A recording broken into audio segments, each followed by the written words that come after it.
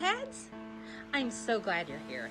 And let me just say, Hannibal and Monty will be with you in just a bit. So it's really important that you like, share, and subscribe to this channel. Also, look out for plunger points. And if you really like them, cast a couple dollars their way, because this shit ain't cheap. I'm just saying. Enjoy, and thank you for being here.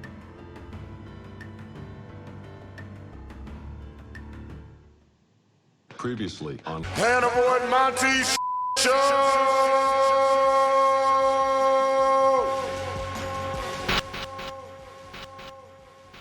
E.M. Dubois got Monty's picks, which was Beautiful Nightmare, Graduation, and my Beautiful Dark Twisted Fantasy. Yeah. I'm sorry, say it right.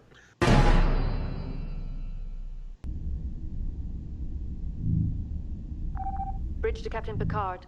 Go ahead. We've just received word from the fleet. They've engaged the Borg. Mr. Data, put Starfleet frequency 1486 on audio. Aye, sir. Stan is not a great Eminem song. No, I did not say Stan is not a great Eminem song. What did you say? What happens when a masked producer and a headphone-wearing comic book artist get together to talk music shit, comic book shit, and political shit on the internet? Hannibal the Beat Animal. Hannibal.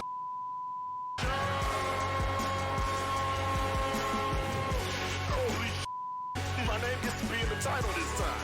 Hannibal Show. Why is my name bleeped?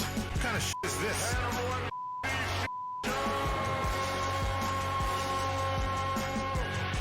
Let's talk some shit. Get your shit together. Get it all together and put it in a backpack. All your shit, so it's together. And if you gotta take it somewhere, you know? Take it to the store and sell it. Or put it in a museum. I don't care what you do. You just gotta get it together. Get your shit together. And we are live. Are we live, Monty? We are live as We are live as We are I see what you did there. Okay, touche, Monty. And welcome to Hannibal and Monty's Poop Show. I am Hannibal the Beat Animal.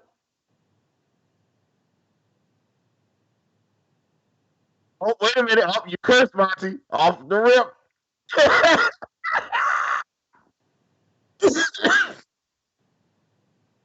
Yes, seconds. It took seconds, y'all.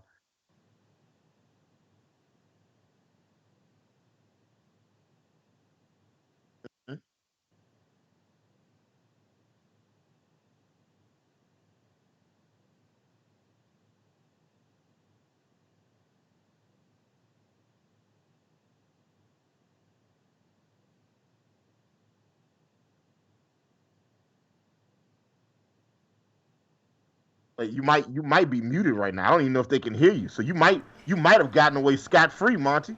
Oh, look at that. Oh, you son of a gun. You I win. effing. Okay, just let me just go ahead and tell y'all what just happened, all right? Let me just tell y'all what the HE double hockey sticks just happened, okay? I was like, and we are live. Monty was like, we are live. And then he was like, hold on. How come I'm not on the... And then he cursed. But his voice is muted, so y'all didn't hear him. I heard him. And I can't prove it. But did I? Or... All right, so here we go. Let's do this again. Let's do it again. No, I'm just wondering why the... Where am I? What do you mean? I'm not on I'm not on the screen. You're not? No. I see a picture. I see, there you are right there. I see the headphones. Well, I see that. Oh, I'm sorry. You know what? That's Ant-Man. I apologize. I thought that was you, Monty.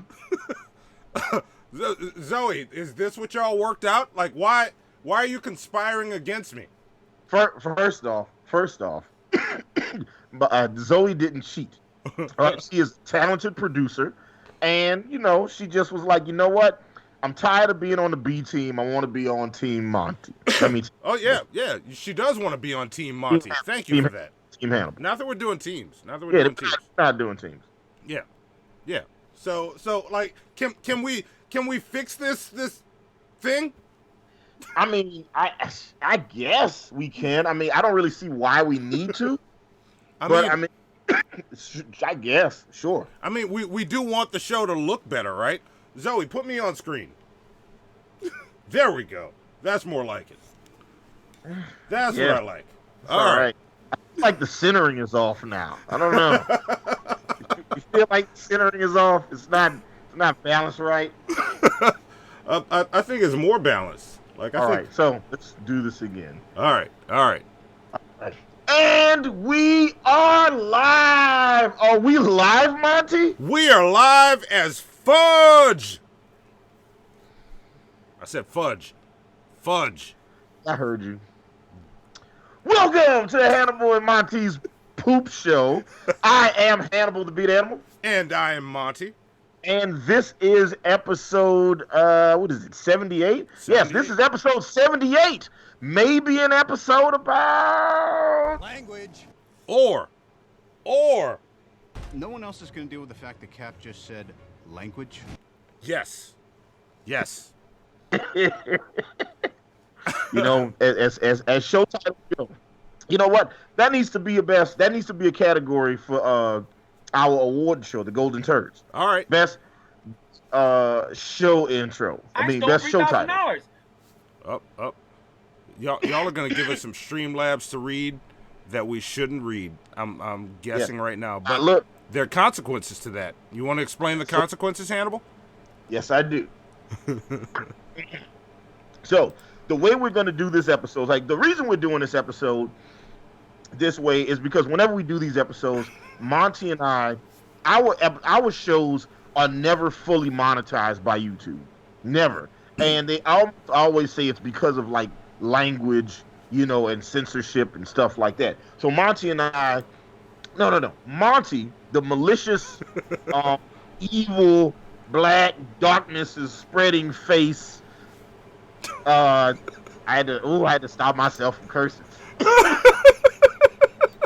Came up with the terrible idea of us doing this episode where we don't curse. Yes.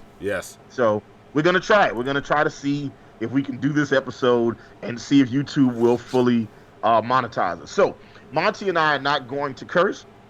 Now, what are the repercussions if we curse, Monty? So I think if we do, did your mic go out, Hannibal? Did it? No. All right, you're good. No. There was just there was a clip that sounded weird. All right, I think if we do, I think it should be the same consequences as the shitheads. Okay. Like just now, I just messed up. Okay. Oh, you did. Yes, you did. So yes, you did. So what I'm doing now is Zoe, add 25 plunger points to the pot. Like you're gonna have to keep a running list here. This is what's gonna happen, guys, and this is gonna apply to everybody watching the show as well. Anybody who curses in the chat, right? Yeah. And we catch you cursing in the chat or using vulgarity or foul language, we will take away 25 plunger points from you. But at the end of the episode, or towards the back end of the episode, we're going to give away all the plunger points that we've taken from people and then give them to one specific. Yeah. We're going to let Streamlabs pick. We're going to let Streamlabs pick. I did it raffle style. All y'all entering the raffle, you're entered to win all the plunger points that come from slip-ups. Yes. So go ahead and add. I mean, you need to add like 50 for Monty because he's already cursed twice. Well, no, they didn't hear it. They didn't hear it. All right, that's fair. So so there we go. So we're gonna try and anybody like if you curse like, and this it's not counting anybody who cursed up until this point. It's only gonna be people who curse or say something extremely vulgar or racist or something. I feel like all the best stuff to say is cursing. I know. We're all being challenged right now. And look, I'm gonna make this an out. If you look right under me, I added a swear jar for this episode. Just hit us with a Streamlabs, and you can keep your plunger points. Yeah. Also, I just gotta say this. American Nightmare said, "Y'all riggers are rigging everything."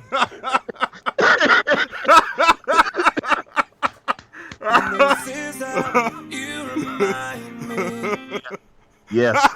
And let's see. Oh, wait. What did Mr. Dan say? He says there's a great Vietnamese restaurant called. Look, pronounce it wrong. It's Pho King. There you go. What's it called, Monty? Huh? It's called Pho King. You know, if you pronounce it the right way, you might get in trouble. It's like you know, when people want to talk about our good friend Nick Garz. Oh yeah, I love Nick Garz. Yeah. So. Okay. All right. Yeah. Yeah. So it's you know, we can do this. We got this. And Penultima also said, "Welcome to the world of not being allowed to say the M word, my neighbors." Look, Penultima, my ninja, you nailed it. I wasn't ready. Oh, that's funny. We also got a Streamlabs that came in. I'm pulling it up. It says, why is it? I just got a frowny face on my Streamlabs. I don't know how I'm gonna do what's eating Hannibal. Oh, so. that was Penultimate Streamlabs. That's what I just read.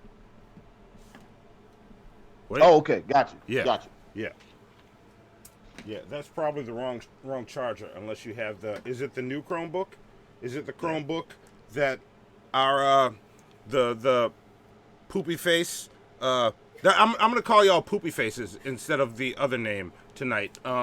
I don't remember the other name, Monty. What is the other name? I forget. It's I don't know. It starts. I can't remember. I can't remember how to even say it.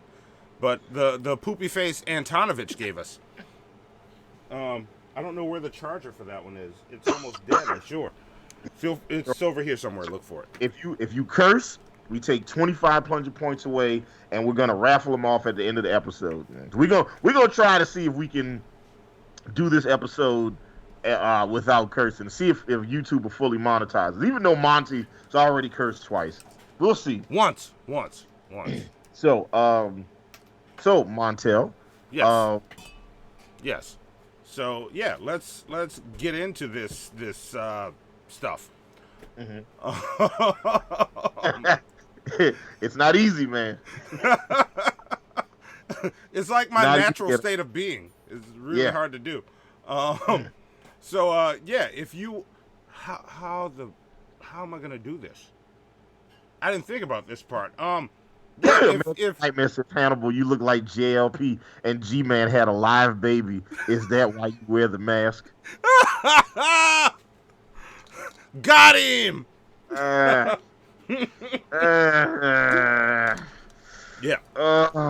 These other faux king 5H1T hands ago really try me tonight. Yes. So, but yeah, if you like what you see, patreon.com/5H1T or what is it? Or streamlabs.com/Hannibal and Monty Show. Twitch 5H1T Show. Facebook is facebook.com/Hannibal and Monty. Instagram is 5H1T Show, as well as Twitter. Snapchat is show_5H1T. Discord link is in the description. And if you want to send us stuff,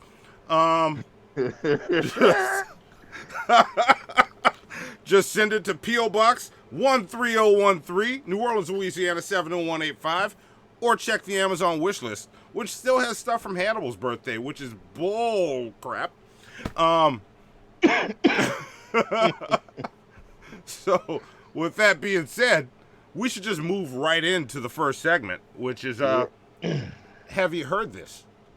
Wait, is that the name of the segment, Monty? Is that what it's called? Have you heard this?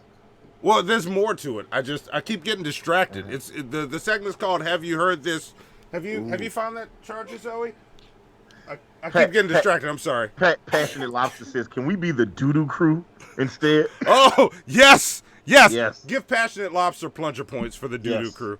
The doo-doo crew. I like that. Yep. American Nightmare says Hannibal is inferior to Silk the Shocker. Oh, this son of a... I stole $3,000. Yeah, let's see. Dragon in the West said, "What's the frack up, my ninjas? Here's some money for the show that will be fracking amazing. So great, I watched Battlestar Galactica where they had to find the creative ways to curse." Yeah. Yes. Yeah. Oh, farts! Yeah. Somebody is ready for this stuff. He said, "If you want to send us some stuff." Oh man, this might be the fastest episode we ever do. So, all right, let's see how long we can do this. All right, yeah, let's move on to the next segment. Have you heard this 5H1T? There you go. Here you go. Do you think I can? Am I allowed to spell 5H1T, or am I not allowed to do that either? I don't know. We'll let the poo poo crew let us know. The doo doo crew. Doo-doo crew. All right, I'm sorry. Doo-doo crew. All right. y'all let us know. What do you think? And wait, what is that?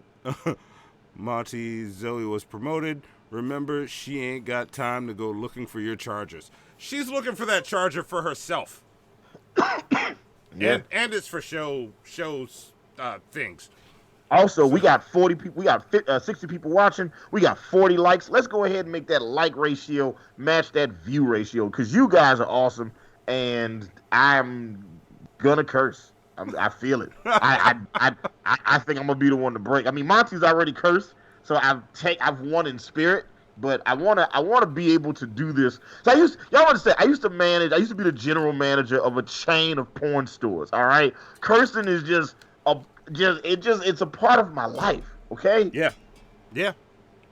Hannibal's favorite song is Miley Cyrus by Stitches. I don't know. I don't know that record, so I feel like if I knew it, I'd be very upset with you for that. But luckily, I don't know it right now.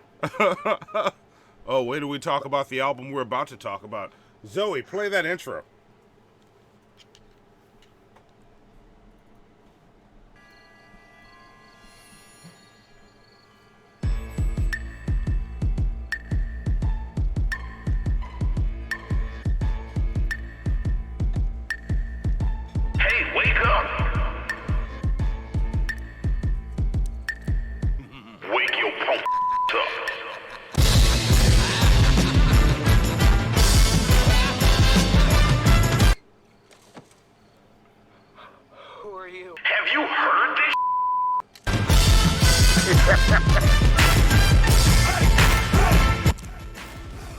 Okay, all right.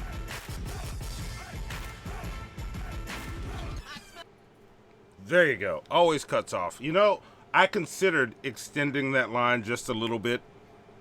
Oh yeah, on just this for episode. Yeah, that'd be hilarious. And putting the beep. So, man, this will be the one where we got through what he smells, but yeah, you still don't know. Oh, Twisted Indica. So Twisted Indica might not know. Twisted Indica. I haven't seen you in the chat, but you just lost 25 plunger points, dude. Well, should we tell him first because he wasn't here from the beginning? You know, we'll add 25 to the pot. We won't take them from you, but from here on out, if you come in late and you didn't know, it's up for the rest of the doo-doo crew to warn you. So yeah, this episode, Monty and I are trying not to curse, and we're doing this thing where if you curse in the chat, we're gonna take 25 plunger points from that person, put it in the pot, and then at the end of towards the back of the episode, we're gonna give away all those plunger points to one lucky.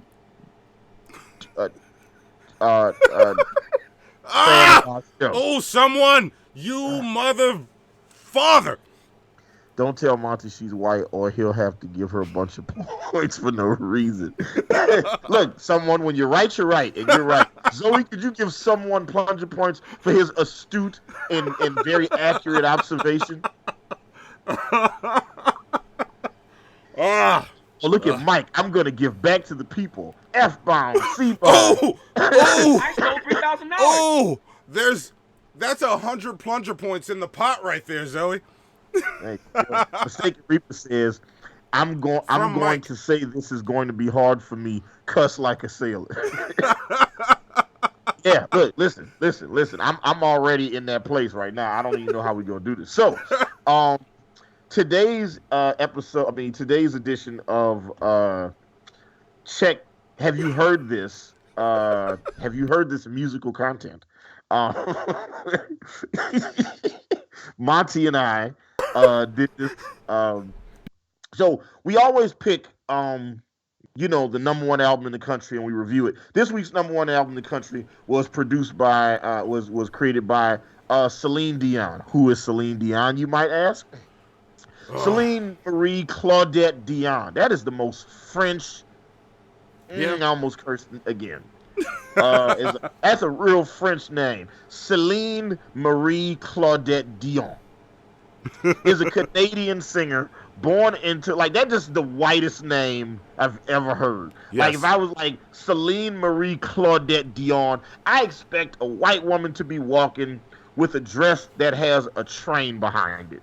Just everywhere she goes. Yeah. She's just at Starbucks and Trader Joe's, and she is ordering her pumpkin spice or Monty flavored latte wherever she goes. Like, she is just, Celine Marie Claudette Dion.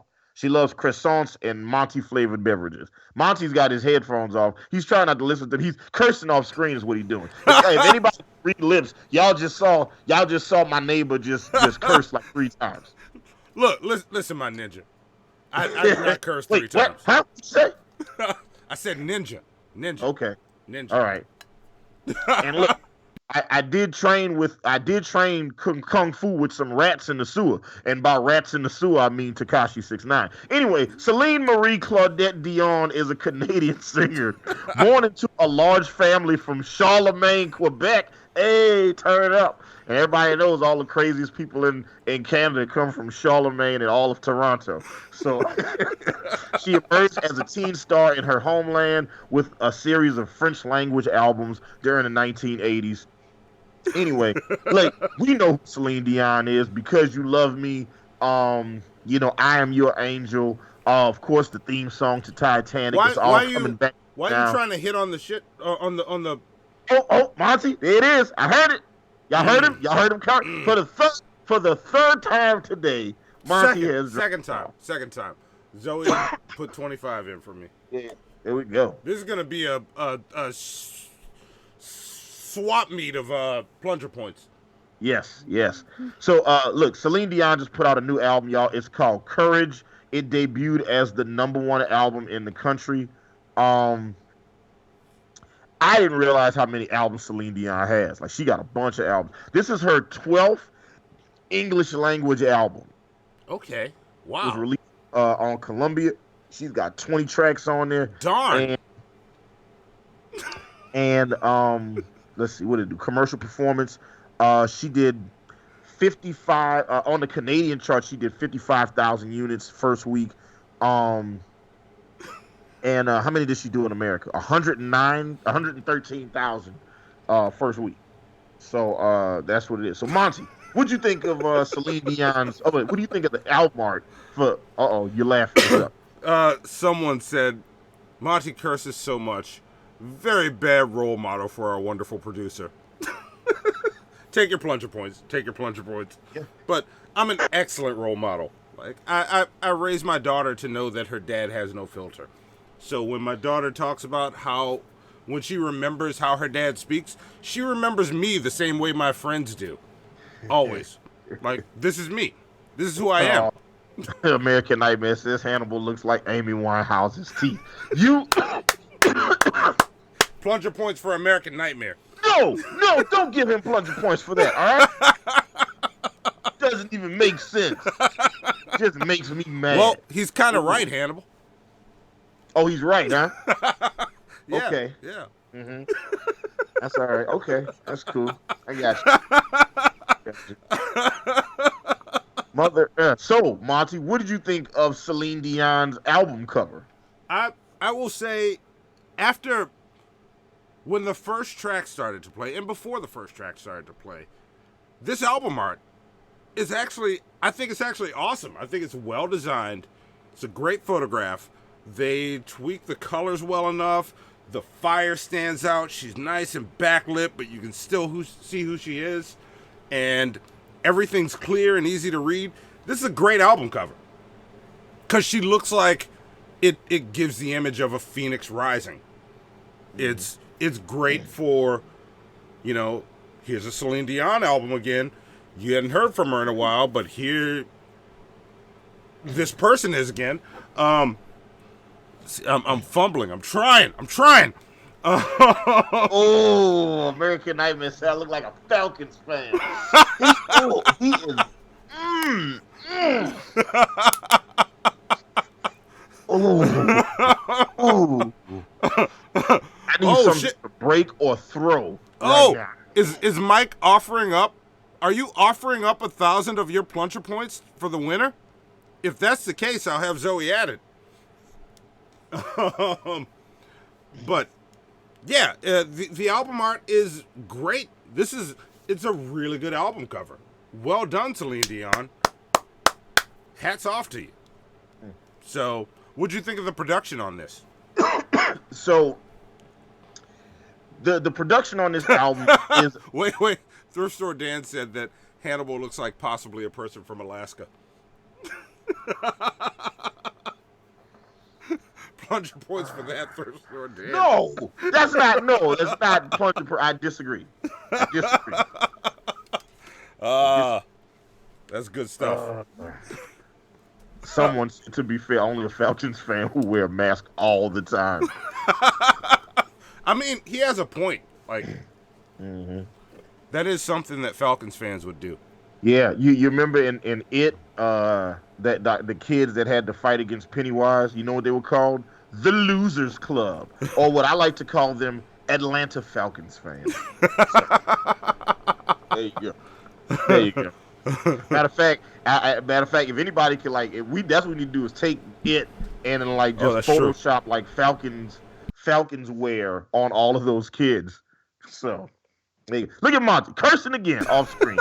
Anyway, the production on this album is an interesting mix of half of it sounds like modern day top 40 pop production, and then the other half of it sounds like songs that you would hear at the end of any movie. Yeah. It's big, it's polished. There's a lot of choirs and string sections with her big vocals on there. I give credit where credit is due. Celine Dion can still sing. Yep, you beat me to it. That was the one good thing, or one of the good things I was going to say about this album. Ooh, Penultimate says I'm the Jerry Smith of the show. Mother. Super Saiyan Zero. Up. Give us those 25 points. But yeah. American says I know Hannibal has weed, so you under arrest. Super Saiyan Zero. I see what you did there. I like that. Oh wait, yeah. Oh, Snickers. Wait, what'd you say? I said Snickers. Okay, Snickers. Yeah. Okay. Yeah. Okay, Never mind. Don't take his points. I think he gets away with that. Yeah. I think that's fair. All right. You see what E.M. Du Bois said? No. All this sudden hate on Hannibal. Don't worry, Ninja. Your receding Afrobeat is still cool with me. E.M. Du Bois, get those plunger points. It is not receding, it is lush, okay? I just have a lot on my mind right now. That's all that is. Okay? Look at that. You see that? See how many fingers that is? It's only 3 fingers. If I put 4 fingers, like it's on my eyes. I don't got a big forehead, all right? I have the like y'all to see it if it's the angle of the camera, okay? Just make it anyway. Yeah, I gotta. If we were more prepared, I would put a picture. Lost. Huh? You lost me. Go ahead, you good. All right, yeah. If we were more prepared, I'd put a picture. I'd put your camera next to Jennifer Garner to see if you have a big forehead. But we're not prepared. So somebody Photoshop that. Hannibal, is it true that Drew Brees couldn't hold Tom Brady's clipboard? He's that out of the conversation of greatest of all time. That couldn't be further from the truth. I just can't even you know what? Not today, Satan. Not today. Not gonna get me. It going for there. Ooh, hey, going. All right, let's do it. That's fine. All right, whatever. Monty, you got any standouts on Celine Dion's Courage album? My problem with this album, and I know we briefly talked about it before, but my problem is when it started, I was expecting to hate this way more than I actually did, because when it started, and it might be because my expectations were low, it came on and I was like, oh, this isn't that bad. I might like this a little bit. And as the album went on, it proved me wrong, but standouts, Perfect Goodbye was one that I liked. I'm trying to think of what else. The single from this, Courage, I Can't Stand. A lot of this, to me, was super forgettable. What this album sounded like to me was, it sounded like Celine Dion trying to sound like modern music, trying to sound like everything else that's out. And I wasn't with it. I'm stumbling because I'm trying to not curse. Yeah. Oh yeah, it's yeah. It's tough. I'm never listening to this again. So I listened to this album. So today, I was reading the comic of the week, which is we read House on Hannibal and Monty's stupendous, awesome, amazing pre-show extravaganza thing. We talk about the comic of the week, and the comic of the week was we read House of X issue number 3, right, Monty? Yes, and someone Funyuns. He said, legend says, Monty can sense when a white girl needs a door open for her in a radius of 5 kilometers. This is true. This is a fact. I've witnessed this before. One time I was in New Orleans and Monty and I we were just talking. We were just talking about rap music and Jay-Z, black people stuff. And and then Monty just looked up in the air and I was like, Monty, what's going on? And he was like, I'll be right back. And he ran out the door with no shoes on. I never wear shoes though. And then he came see, so that's the story's true. And then when he came back, he was like, sorry. He was out of breath. He was like, sorry. There was a white woman on Jeff Davis Parkway. Need a door. It's fact. It's true. That's not true. Hannibal made that up. I definitely made that up. And I see you too, thrift store Dan. Not today. Not falling for it. Yeah. So, with this album is like when I it took me like 2 or 3 days to just ultimately make it through the album. But today, while I was after I read the comic of the week, House of X issue 3, which is a fantastic comic. If you haven't read it, you need to go get the Marvel app, download it. It's amazing. I'm about to say it was incredible, epic, amazing. Yeah, I had to stop myself, man. Cursing is tough. Mm-hmm. Yeah, Mike, you black people stuff, Mike. Yeah, hey, you got it. Yeah. So, look, as I was reading, the comic was so good that I just kept reading, and I completed the entire series today. Yeah, Hannibal did it wrong. We agreed as a team that we will 1 issue at a time, 1 issue a week, read these and review them before shows. We agreed that we wouldn't curse on this episode. You've already done it 3 times. So what are we talking about?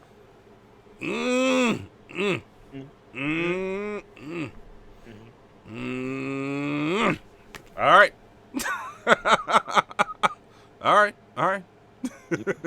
So, all right. I'm done. Continue, Hannibal. Continue. So, I listened to the album on repeat for a couple of hours today, and Oh, wait. Is what Vapion said? Yeah, I think so. And we got to subtract. Yes. The real question is how How what, Monty? how nougatable Nougatable. is Celine Dion's face? Well, let's break that down. Nougat is nut cream, right? Is that what nougat is? It's the cream of nut. I assume it is. Yeah. I don't know exactly what's in nougat. Who knows what's in nougat? I'm pretty sure nougat is nut cream. Yeah. So the question is, okay, there you go. Ian Dubois says semenable. There you go. There you go. Semenable. That's a technical term. There we go. Yeah. So It's look, in the Bible. this, I believe it was God or Jesus says, like, he who has not busted a semen shall cast the first weapon. Yeah. Penultima said mayonnaisable. There you go. I'll take that. Plunger points. Ooh, Juma P says skeetable. There you go. Yes. Look, Lil Jon got away with it. Like, And saying that all over the radio. Yeah. That was the most hilarious time in America. Was like watching white people just be like, from the window to the wall, from the sweat drop down and fall. Ski. Like, oh man, they're just saying that on the radio. Atlanta. Anyway, look, this the first couple songs on the project, I was like, yeah, I'm not with this because it's a whole bunch of big ballads that sound like they should go at the end of a movie. But then the album starts to pick up, and I was like, okay, I see what it is. And Monty, I think, hit the nail on the head. It sounds like Celine Dion trying to do modern pop music. Yeah. Except here's the thing. I think a lot of it is good modern pop music if you forget that it's Celine Dion. If I had played, like, my favorite song on the project is called Imperfections, right? Okay. That's my standout. There's a couple songs on this album that I really like, but Imperfections is my favorite song on the project. If I had played that song for somebody, if I played that song for you, Monty, and I was like, hey, I got this I got this white girl I'm working with right now in Atlanta. I made this song for her. Check it out. Tell me what you think. And if you'd listen to that, not knowing that was Celine Dion, you'd be like, this is dope. Yeah. You know what I'm saying? But because you know it's Celine Dion, your brain doesn't process that information the same way. Yeah. So like we judge her on a different curve because she's Celine Dion. Yeah, that's fair. That's fair. You know, but at the end of the day, this album isn't made for black guys that listen to rap music. No. You know what I'm saying? No. This album wasn't made for people that think Nirvana's best album is a live greatest hits CD. Yeah, you know, that's what it is. That's what the MTV Unplugged album is. It's a live greatest hits. Yeah, it's a live greatest hit CD. You know what I'm saying? I'm glad we can agree on that. Is that what we're doing? We're agreeing. We're agreeing. Yeah, I mean, if you're not agreeing with me, you're not agreeing with facts and logic. Are you disagreeing with logic? Is it not is it not the greatest hits on that CD? And isn't it a live CD? Anyway, beyond the point, Monty. I'd argue, but I'm gonna get into it. I'm gonna get passionate, and I'm gonna cost hundreds of plunger points. So. Like my biggest concern about this, my biggest issue listening to Celine Dion's Courage is there are 20 songs on this album. They don't need to have 20 songs. You can cut 10 songs off of this project because there are way too many songs on this project that all do the same thing. And that's the big issue. Yep. It's like if you go through and you spot pick, like you take one or two power ballads, one or two of her mid-tempo joints, a couple of these joints over here, and then put it together, it's a fine project. It accomplishes what it's supposed to accomplish. However, with 20 songs and the climate that the streaming culture is in right now, the more songs you have a project, the better. for your first day opening numbers. It is what it is. Monty, who would you recommend this album to? This is who I would recommend it to. But first, I want to clarify what this album sounds like to me. This album sounds like Celine Dion, or sounds like someone trying to sound like Celine Dion but do modern music. It just so happens to be Celine Dion trying to be that person that sounds like Celine Dion. Yep. And I think she overdoes it on this entire project because, as you said, the woman can sing. Yeah. Like, that is it's painfully apparent on this. Yeah. That she can sing. And that's the problem. Every inch of song is filled with her voice. Her doing some vocal effect on it. Yeah. And I'm like, stop. Yeah. Yeah, every song is like a performance piece. Every song is look at this high note I can hit, or look how long I can. Yeah, that's what. Yeah. It's like you're not supposed to sing along with this project. No. So you're this album, to sit back and be like, man, she is a good singer. Yep. She's a great. Yep, and that's what she's trying to do with this. She's trying to say, I'm a great singer, and I can sound like all the stuff your kids like, because that's who this album's for. This is for moms that used to listen to Celine Dion and they want to connect with their kids. But you're wrong. Your kids are going to hate it. Because Zoe instantly looked at my phone while it was playing like, what the bleep is this? And you know what? This is one of the few times where you and I are on the exact same page, because what I wrote about this album was very similar to what you just said. Yeah. What I'll tack on to this is, if you are a gay European man, in his late 40s or early 50s and up, you will love this album. Yeah. If you were gay and from the UK and 50, if a gay European dude that is boyishly gray, yeah. You know what I'm saying? And I want to challenge Dumb and Dumber real quick. Not challenge him, but this is the second time I've seen that said today. Relapse was Eminem's best album. I disagree, but somebody posted that in the Eminem Reddit too. I don't agree. At all. No, it's not. At all. Relapse isn't his best album. And here's the thing. It's not his best by the critics' vantage point, by his fans' vantage point, or from his vantage point. So if the people that buy music, if the people that critique music, and the guy who made the music all say that, it's just like, I don't, Yeah. Just like, it's a weird, it's just a weird thing. So yeah, I wish I had some of my shittiest art next to me. Actually, you did it again. You cursed. Oh, see, I get comfortable. I gotta stay on. Add the 25, Zoe. Hannibal's winning this episode. We still gotta do What's Eating Hannibal. So I don't even know how that's going to go. I'm gonna be in plunger point debt before we finish that one. Yeah. So, and Ding Dong, Hannibal, and Monty are both wrong. All right. I'm not saying I'm nothing. Yeah. All right, let's get off. Let's talk about what's next.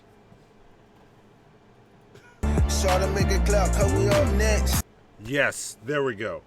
So, what we have now, and I'm missing one because I didn't tell Zoe about it, and we haven't worked out times yet. But on December 11th, wait a minute. Yeah, December 11th is a random show with Nate Brody. He's coming back because we had all the scheduling problems trying to get everything set up with the computer messing up. And by the way, Aaron came out and got this stuff working. He brought an entirely new fan out for us. So the computer has a brand new fan, so it shouldn't overheat and randomly shut down anymore. But because of all that, Nate Brody couldn't make it. Neither could Ace Wonder. We might see if we can get Ace Wonder on that show too. We haven't checked with him yet, but We're going to see if we can get him on with Nate Brody just to talk some random things with us. And then on the 12th, we are on DP. So we'll be back on DP. I'm sorry, I'm getting confused. Oh, that's a Thursday. Okay, I see where we messed up. Okay. All right. So that might be wrong. I got to check with Hannibal and Ben Pie from DP. Scheduling might be wrong. And the 13th, just a random Friday show. 17th, DP again. Am I right with these DP dates, Hannibal? I'm not sure. All right. We ignore the DP dates. I got to check it and check with Hannibal and Ben. I might have messed up. But then, for sure, on the 18th, we are going back to the ultimate comic book movie list. And so we get this right. Oh yeah. Wait. Let's give everybody till the end of the episode to do this, Monty. Okay. Sorry, I want to give them one more chance to do this. Hold on, let me get. So what we're doing for the ultimate comic book movie list to add to this list this month, what we're doing is we're letting you guys, the poo-poo crew, the 5H1T heads, we are letting you guys vote on what the movies are that we're gonna watch. So I'm about to post a link in the chat right now. Yes. The link is to a ranker site that our lovely producer Zoe created for us. Zoe is also producing Scientist Mel's The Audacity on Sundays.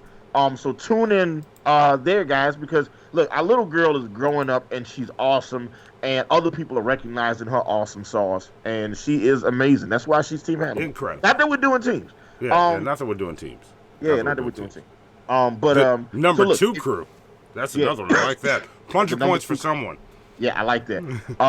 So yeah, if you click on the link, if you click on the ranker link, you can vote. You can upvote or downvote the movies you want us to watch, and you can add movies to the list. And if you add a movie to the list, we'll give you plunger points for it. Now, we gave if you add a movie to the list, if you add any movies to the list on this episode, you're going to get 25 plunger points for that. Yeah. All right. Now, you're not getting 25 plunger points per movie. You're just going to get 25 plunger points. Yes. So, yes. The turd herd. Wait, what? Darth Aardvark. That's what we call our fans. We call it the turd herd. All right, the turd herd. I like that. I like that. So many names. Who is that? Give him plunger points. Yeah. American Nightmare. Number 2 live crew. That's good, too. American Nightmare, get your points. Yes. Yeah, so you guys can go on the list and upvote and downvote. And by the time we get to Monty's important things, there you go. We will go ahead and we'll see whatever the list is at that point. The top 5 movies will be what we're watching. Yep. So, and look, right now, I really like this list. I really, really like this list. Like, just looking at it right now, if those were the top 5 movies we're watching, I'm very much enjoying that episode. Yeah. And even the top 10, that's a quality top 10. So so I'm gonna click throughout the episode, I'll be dropping the link in the chat so you guys can go ahead and do that. And joining us on that episode will be Ryan Palmer, who's coming back. Palmer, and Doug. Doug. Yeah. Two guests we've had, and I'm actually gonna wait before I post their versus things or battles on all the social media so that you can get a fresh look at them, because it's been a while since both of them have been on, but they will be on that episode with us, so it should be a fun episode. They're both comic book writers and both very opinionated when it comes to movies, so some debates might happen. The Scat Squad, the Dookie Dudes, the Bile Boys, the Cat Crew, the Fecal Fellows, all of those get plunger points. The Poop Troop. You know what?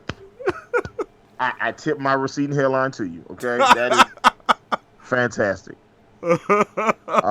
Steve Bowden knows TV series do not count as a movie. But Monty and I are going to start. The only reason we haven't started reviewing some of the TV shows yet is we haven't figured out exactly how to rate and rank them. But we want to do that. Yeah. The Crap Pack is good too. I like that. Yeah, that's pretty awesome. Crap Crew or the Crap Pack. Yeah. The Deuce Droppers. The Fecalese. Okay. Ooh, I like that. Yeah. So.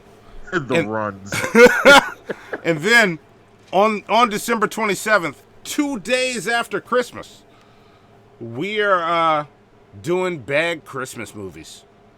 We're going to review the worst 5 reviewed Christmas movies according to Rotten Tomatoes. And do you have that list in front of you, or do I need to pull it up? No, I have the movies. I can tell you right now. It is hold on. I thought I could get to it faster than that. Hang on, I might we are watching Christmas with the Cranks. Yep. We are watching Surviving Christmas. We are watching. Let me see. I had it. All right, here you go. Wait. I can do it with the rankings. I got it. All right. I got it with the rankings. So right. This is based on IMDb, right? No, I think it's Rotten Tomatoes. I think. Okay. All right. Gotcha. So we got these 5 movies. The Torch episodes, we're watching 5 terrible Christmas movies, as picked by the worst ranked Christmas movies, based on Rotten Tomatoes ratings. So, ranked at with 10% approval rating, we're watching Trapped in Paradise. With a 7% approval rating, we're watching Surviving Christmas. With a 6% approval rating, we're watching Deck the Halls. With a 5% approval rating, we're watching Christmas with the Cranks, which I've watched about half of, and it is, I almost cursed. Yeah. I almost,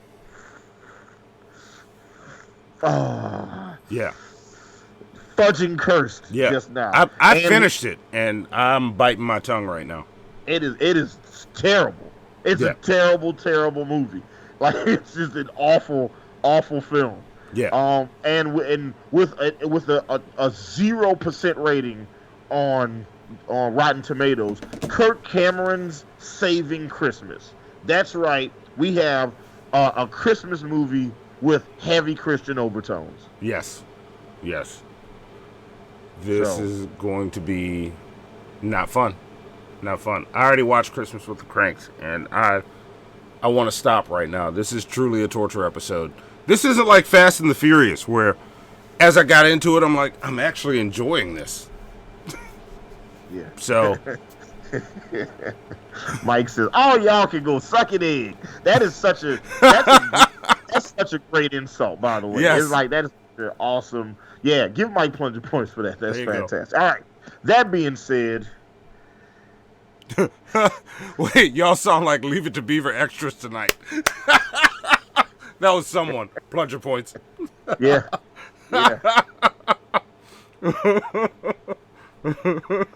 Instruction. Should I send Hannibal an Atlanta Falcons jersey or a family-sized jar of mayonnaise for Christmas? Send them both.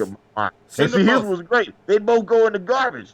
So I wouldn't. If anything you guys send me, I'm not gonna throw in the garbage. I don't know what I would do with an Atlanta Falcons jersey.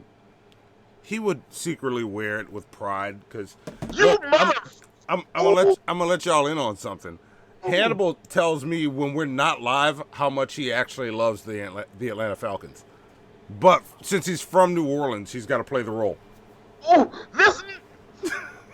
Oh. I mean, I'm just being honest. Oh God.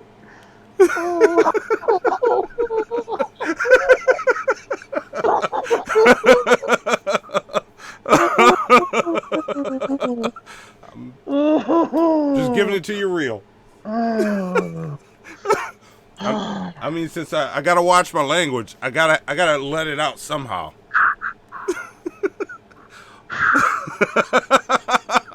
So I'm gonna give y'all the truth.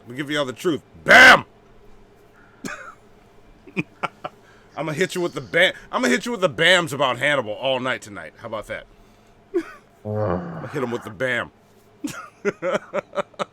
So So Yeah. once again, guys, Monty and I are endeavoring to do an entire episode so we don't curse. And look, the way this came about is all our episodes end up not getting fully monetized by YouTube. So Monty and I trying to figure out if it's because of the cursing and censorship. So we thought, okay, you know what? Wait, hang on. Did you flip me off? I saw that in the chat. No, I did not. All right. Because if that was on screen, that does count. I didn't. No, I was rubbing my face. That's all. I can't. All right. I'm gonna have Zoe review the tape. There you go. And if she sees it, that's gonna cost you 25 plunger points. Listen. If I'm rubbing my face, all right, I can't help what happens with my hands. Yeah, anyway. but you can decide to leave one finger up. The next segment. Yeah. Look, I'm just gonna ask you 2 questions then. And also before I ask you those questions, Luna and Red Eye will be joining us on the Bad Christmas Movie episode. They are already angry about it right now. I've seen it in the Twitter chat. So yeah, it's they'll be joining us from the Morning Wood. And look, anybody, if you curse in the chat, we're gonna take 25 just on this episode. Yeah, we're gonna take 25 punches from you. We're gonna put it in the raffle, and we're gonna take 25 points, put it in the raffle, give out those points later on in the episode. Yeah, and yeah. So let's go now this episode as fast as possible. Yeah, I can't see. There are now 24 people in the raffle right now, so that's pretty good. Somebody's gonna get over 1,000 plunger points because Mike went in at the beginning and just intentionally lost a bunch of his. That's being a team player, Mike. I like that. Lost or donated? He basically donated. Like, yeah. And Luna's in the chat. Why y'all hate us? Listen, we're doing it because we want to see, like, we want to see if this gets our episode monetized or demonetized. Oh no, she's talking about the movies. Oh yeah. Okay, I got you. Yeah. Vinny just cursed. Gotta take 25. Oh, Vinny lost 25. All right. Yeah. Add it to the list. Yeah. Missy Ann said Mike is the poop. There you go. Someone said take all of his points. I can't do that to Mike. I can't do that to Mike. Yes. All right. Let's yeah. So also, we got 65 people watching, 59 likes. Let's go ahead and get those other 5 people to like it so that way we can have the same amount of people. Yeah. Yeah. Yeah, it's always awesome when that happens. Yeah. So, yeah, let's do that. And while we do that, I'm going to move on to the next bit of the show. I got 2 questions for you, Hannibal. Okay. Here's the first question. What's up? You want to talk some?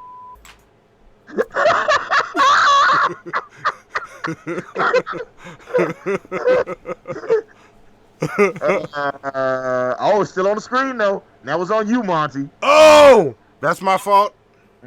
Take the points. I missed one. All right, go to the next question real fast so we get demonetized. There we go. There we go. All right, next question is what's eating Hannibal?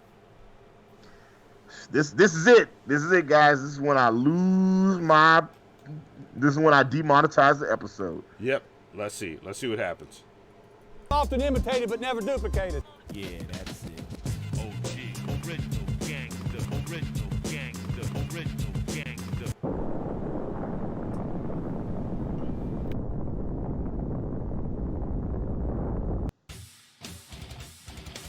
Women drivers, people who talk during the movie, customers who cannot make up their mind while ordering food. They shit on LA, they shit on Chicago, they shit on Miami, they shit on New Jersey. New Yorkers, Atlanta Falcon fans, possibly people from Alaska. They hate Canadians, they hate the South, they hate the rain, they hate the snow, they hate murder, they hate crime, they hate fucking everything. They hate the Knicks when they're winning, they hate the Knicks when they're losing. Indecisive morons, blithering idiots, humans. These people have formed a burning question. What is grinding Hannibal's gears?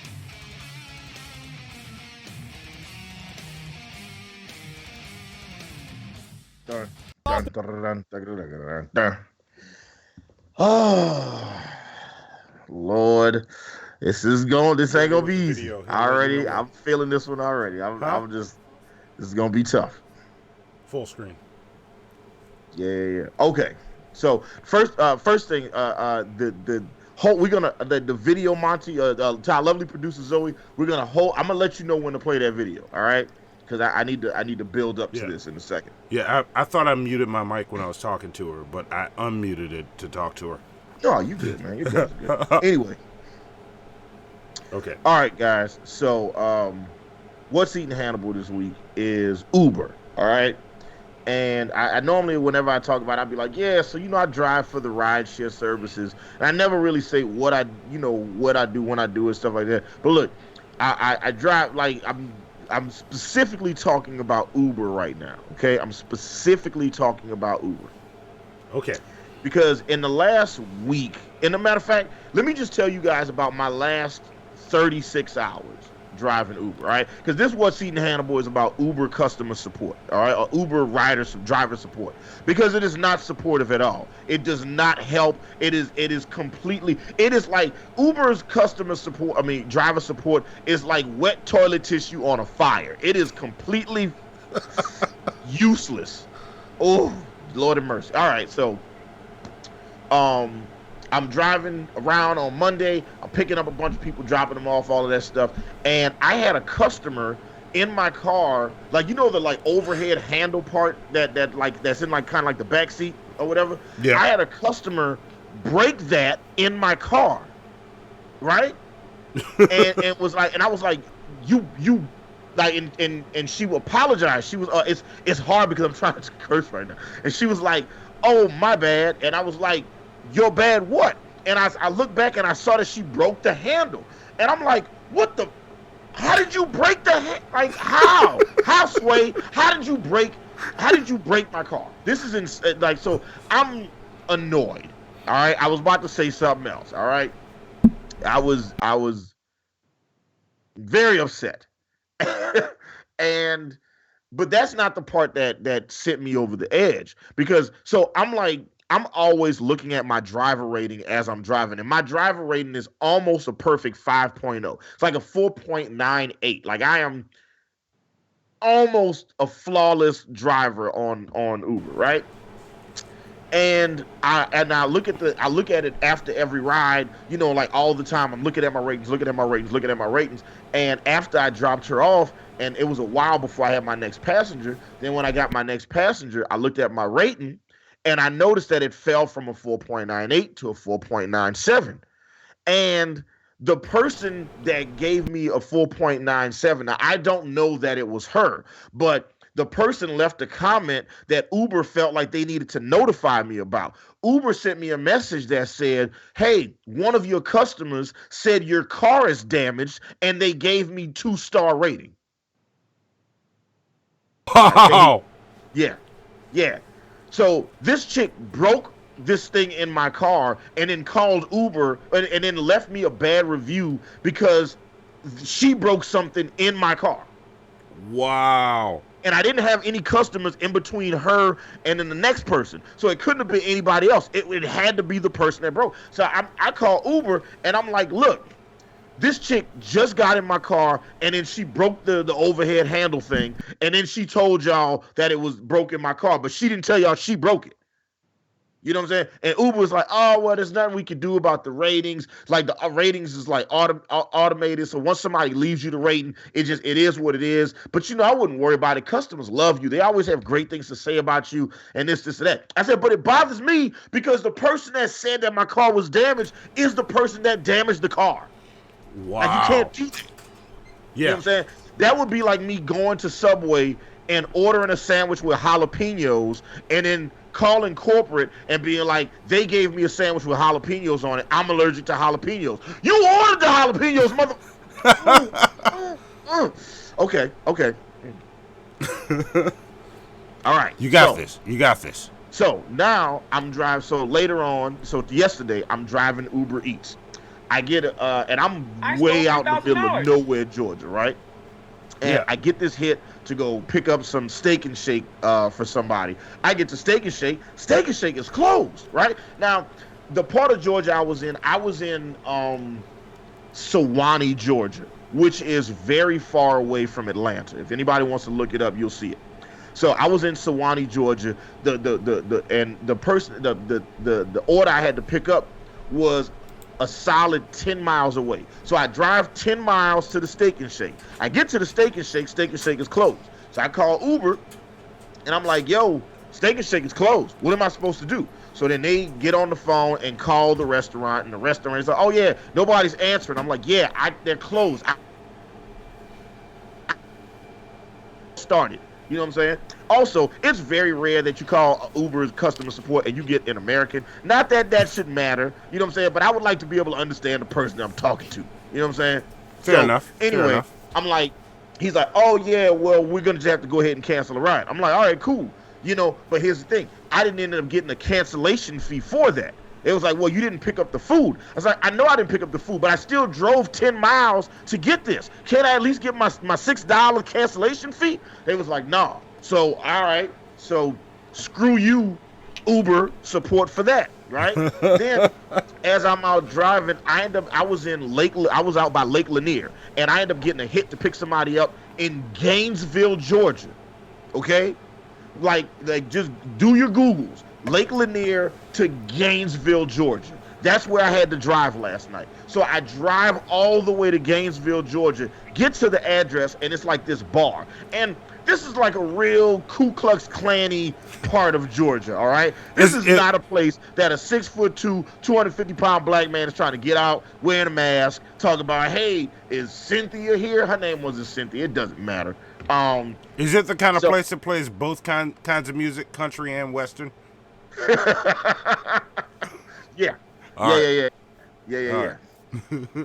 Lot of MAGA stickers out there. A lot of MAGA stickers and Confederate flags. So I get out there, and it's 3:00 in the morning, right? It's 3:00 in the morning. I had to drive. It took me 20 minutes to get to her from Lake Lanier to Gainesville, Georgia, the birthplace of AJ Styles, right? I get out there. I go up to the bar. I knock on the door, and they're like, yeah, there's nobody here, blah, blah, whatever. So I call, and then I'm trying to call this chick. I can't get in contact with her. Like, the Uber app won't even let me call this person to get in contact with her. So I call Uber driver support, and I'm like, hey, trying to call this person, and I can't get in contact with him. And it was like, oh yeah, that's because she canceled the ride.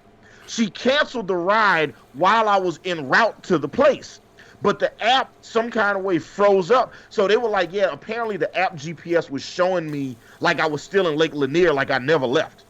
And I was like, no, I'm here. I'm at the destination. It's giving me the option to start the ride. So it was like, oh, it must have been some technical issue. They're thinking that the app froze up. The girl thought I wasn't coming, so she just canceled the ride. So I was like, okay, cool. So I had to press Uber to give me my cancellation fee because I'm like, there's no way 2 times tonight y'all gonna have me drive this long distance and, and make me and then not give me my cancellation bonus, right? And then Uber was like, all right, we'll give you your cancellation fee. That seems fair. And then when they gave it to me, they only gave me $4. I'm like, no, the cancellation fee is supposed to be $6. Why you only gave me $4? You know why it's only $4? Because in Gainesville, Georgia, that's what they charge if you cancel a ride in Gainesville. Gainesville is not Atlanta. Wow. So I am infuriated at this point. I am testicles to all mad right now, okay? I am just crapping myself with anger about this. And speaking of crapping myself with anger, I had a situation that happened, and Monty knows about this, and I'm going to get you guys aware of what happened. So I got a ride a couple days ago to pick this guy up. I pull up to this guy's house, and at first I get to his house. His neighbors are yelling at me as soon as I pull up, and they're like, his house is over there, you need to go over there. And I'm like, well, the address says it's right here where I am. And they're like, no, you got to go up there. They don't know who I'm picking up. I don't even know why the heck I'm listening to these people. So pull up to the house, and then the person calls my phone and says, hey, he changes the pickup address to a different place. So I drive to the new pickup address, and then I'm sitting there waiting for him, then he calls my phone and says, "Where are you? I don't see you. I don't know where you are," and this and that. Now, I'm just like, "Yeah, I'm at the address that you put in the app." And he was like, "No, you need to go to," and he ends up giving me the original address that I was already at. All right, now normally I would have canceled this ride. When customers start giving me these kind of problems, I was like, you know what? Not even dealing with your bullshit stuff.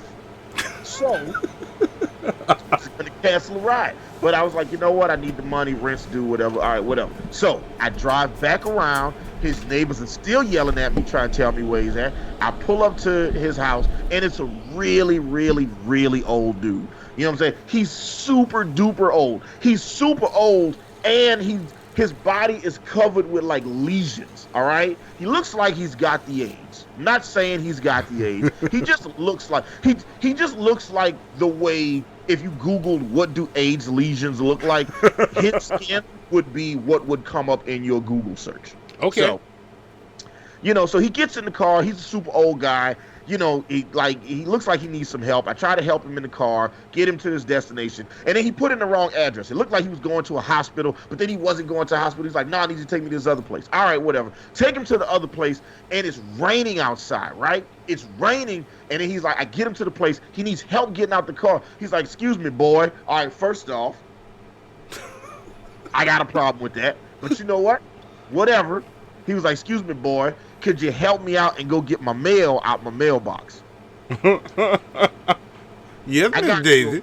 Okay, cool. I go out to his mailbox. All it is a postcard. Mind you, it's in the rain. So I run out there in the rain, get the postcard, bring it to him. It's like, "There you go. Here's your mail." He was like, "Nah, there's got to be some more mail in there than that." I was like, "Nah, there's not." He's like, "Won't you go ahead and check again?" I was like, "Nah, there's not."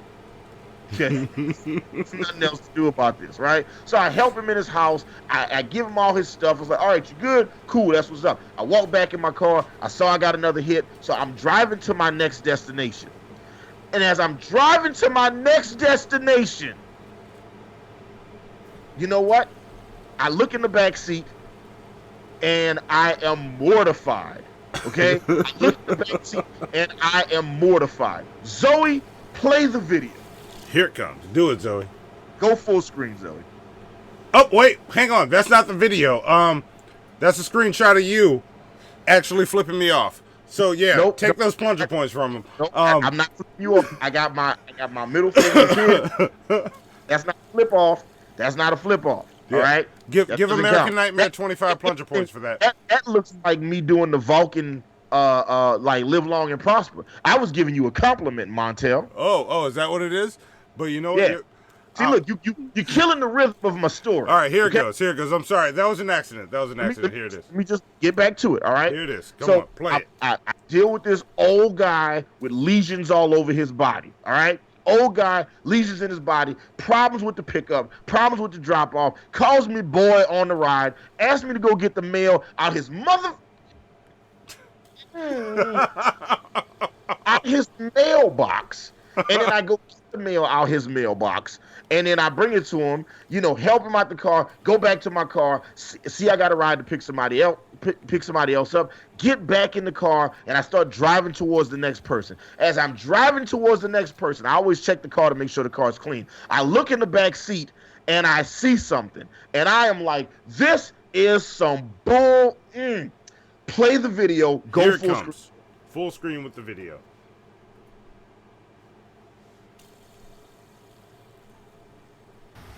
All right. I just dropped the customer off, and as I pulled away and I looked in my back seat, this is what the I saw, y'all. Look at this. Look at this. Hold up. Switch my camera around. Hold up. How do I switch the camera around? Hold up. Wait a minute. Look at this. What the is this? What is this? What did this dude leave in my car?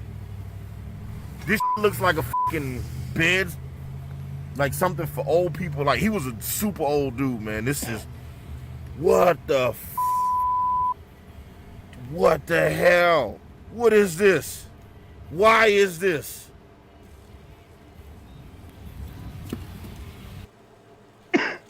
Yes.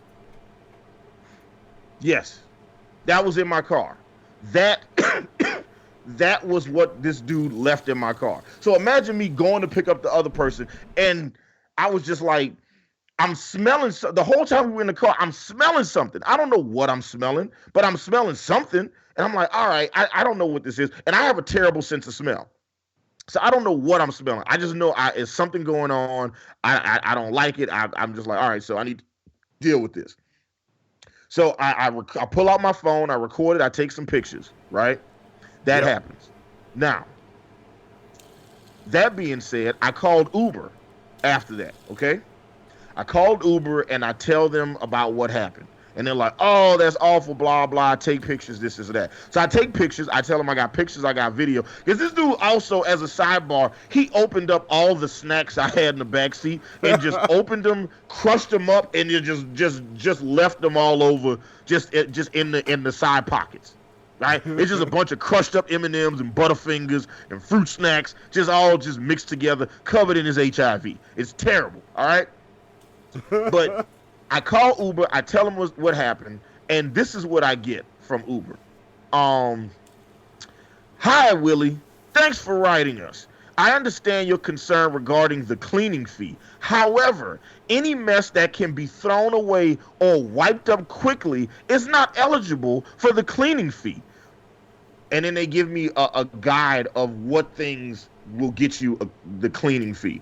So yeah, Uber was just like, yeah, we're sorry this old guy crapped in your car, but we're not going to do anything about this. You know, and this isn't the first time I've had this issue with Uber. Years ago, I stopped driving Uber because I had a customer tell me, you know, when you really think about it, slavery wasn't nearly as bad as they make it out to be. You know what I'm saying? Oh, really? Slavery is not that bad? Wow. You know, and and then the same day that I had this super racist ride with this customer, I also Shayla had a very terrible situation happen while she was driving Uber, and after that I was like, you know what, I ain't driving Uber no more, and I switched over and drove Lyft. So yeah, this is trash. Uber customer support, you're trash. You suck. You're terrible. You guys are awful, and that's it. That's what's eating Hannibal. That's all I got. There you go. See, that's a damn good what's eating Hannibal. Damn good, but yeah, they was just like, nah, that doesn't count. They was like, no, you basically could pick it up and throw it out. You pick it up and throw it out. And then just to make it even worse, it was like I pulled over into this parking lot. I was able to, you know, grab some stuff to just grab like some papers in my car to grab his diaper and throw it out the car. Right? But when I didn't realize it at the time, but what I did was I had pulled into the parking lot of like a Mexican church, and I just threw it out on the ground in front of the church. So I'm pretty sure I committed a hate crime by accident. Oh, also, Tish said, Monty, you cursed 2 times. Did I? I did not. You said the D word 2 times, and it came from the mother of your child. Soon to be. There you go. I don't remember it being twice. Like, show me the proof. You remember cursing, you just don't remember the amount of times you cursed. I'm like, show me the proof. Show me the proof. Okay. I need the proof. I need the proof. Just like I got the proof for you, I need the proof. Yeah. And like, look, if Shayla ever gives me permission to tell y'all the story that happened to her, like, y'all would just be like these people, like, Uber customer support is awful. Is like their driver support is terrible, absolutely terrible. They don't, like, you know, like George Bush, like how Kanye said George Bush don't care about black people. Uber don't care about their drivers at all. Yep, not a single frack is given. I actually had a story recently because I'm in this forum for Atlanta Uber and Lyft drivers, and this guy said he went to go pick up a customer at the MARTA station, and the dude had like way too many people trying to get in his car. It was like, yeah, man, you got 5 people, and I can't put 5 people in my car. So either somebody's not gonna have to, either like 3 of y'all can ride with me, 2 of y'all got to call another Uber driver, or y'all gonna have to just call somebody else. There you go. There you go. See? Okay. Oh, shit. Shayla said I have permission to tell the story about what happened to her.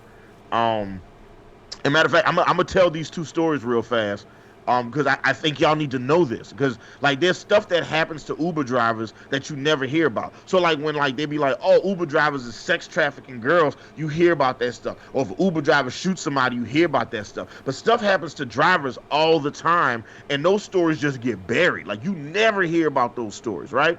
So this guy in my Uber forum said that he went to pick these customers up. It was 5 customers, according to him. He said it was 5 customers that tried to get in the car, and he was like, yeah, I can't let 5 of y'all in the car. I can only have 3 people in my car at a time, so y'all got to pick. Y'all got to figure out how y'all going to do that. And in the according to him, the customer passengers got unruly with him, and he was like, look, if y'all can't figure it out, I'm just going to ride. So then he said one of the passengers pulled a gun out or flashed a gun at him and was like, yeah, like you acting like this, we can handle this a certain type of way, right? Now, this happened not far, like every MARTA station has police stationed at that station, stationed at that spot. So there were officers nearby. He honks his horn, gets the officer's attention. The guy not only hides, he said, according to the driver, he said the passenger not only hid his weapon, but then told the cop that the driver had the weapon and wouldn't let them in the car because he brandished the weapon. So the cop basically said it was the driver's word versus the passenger's word and couldn't do anything about it. So the driver reported the passenger to Uber and told him, hey, look, I went to pick this dude up. He had too many people he was trying to get in my car. I told him he couldn't handle all those people in my car. He brandished a weapon at me in what I felt like was a threatening manner, and this is that. So then you know what Uber did? They kicked him off the network.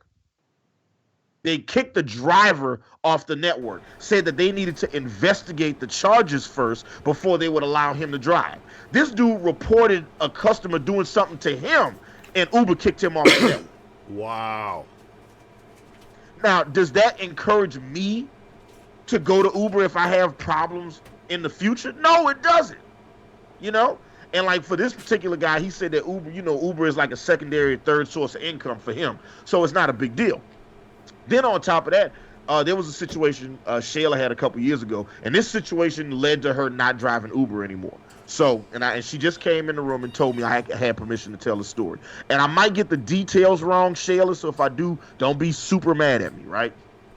But Shayla ended up getting this passenger at the airport in Atlanta that ended up going to the University of Georgia, which is in like Athens, which is like 2 hours away from Atlanta. So on her way back from Athens coming to Atlanta, and it's like late at night at this point. It's about 10, 11 o'clock at night, something like that.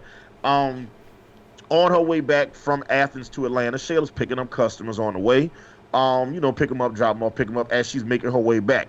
Around 10:30, 11 o'clock at night, she ends up getting this passenger, and it ends up being a guy, and he gets in the front seat of the car. He doesn't get in the back seat of the car like passengers normally do. This guy gets in the front seat of the car. He gets in the front seat of the car, and as they're driving, now, I want to give you this story from my perspective, guys.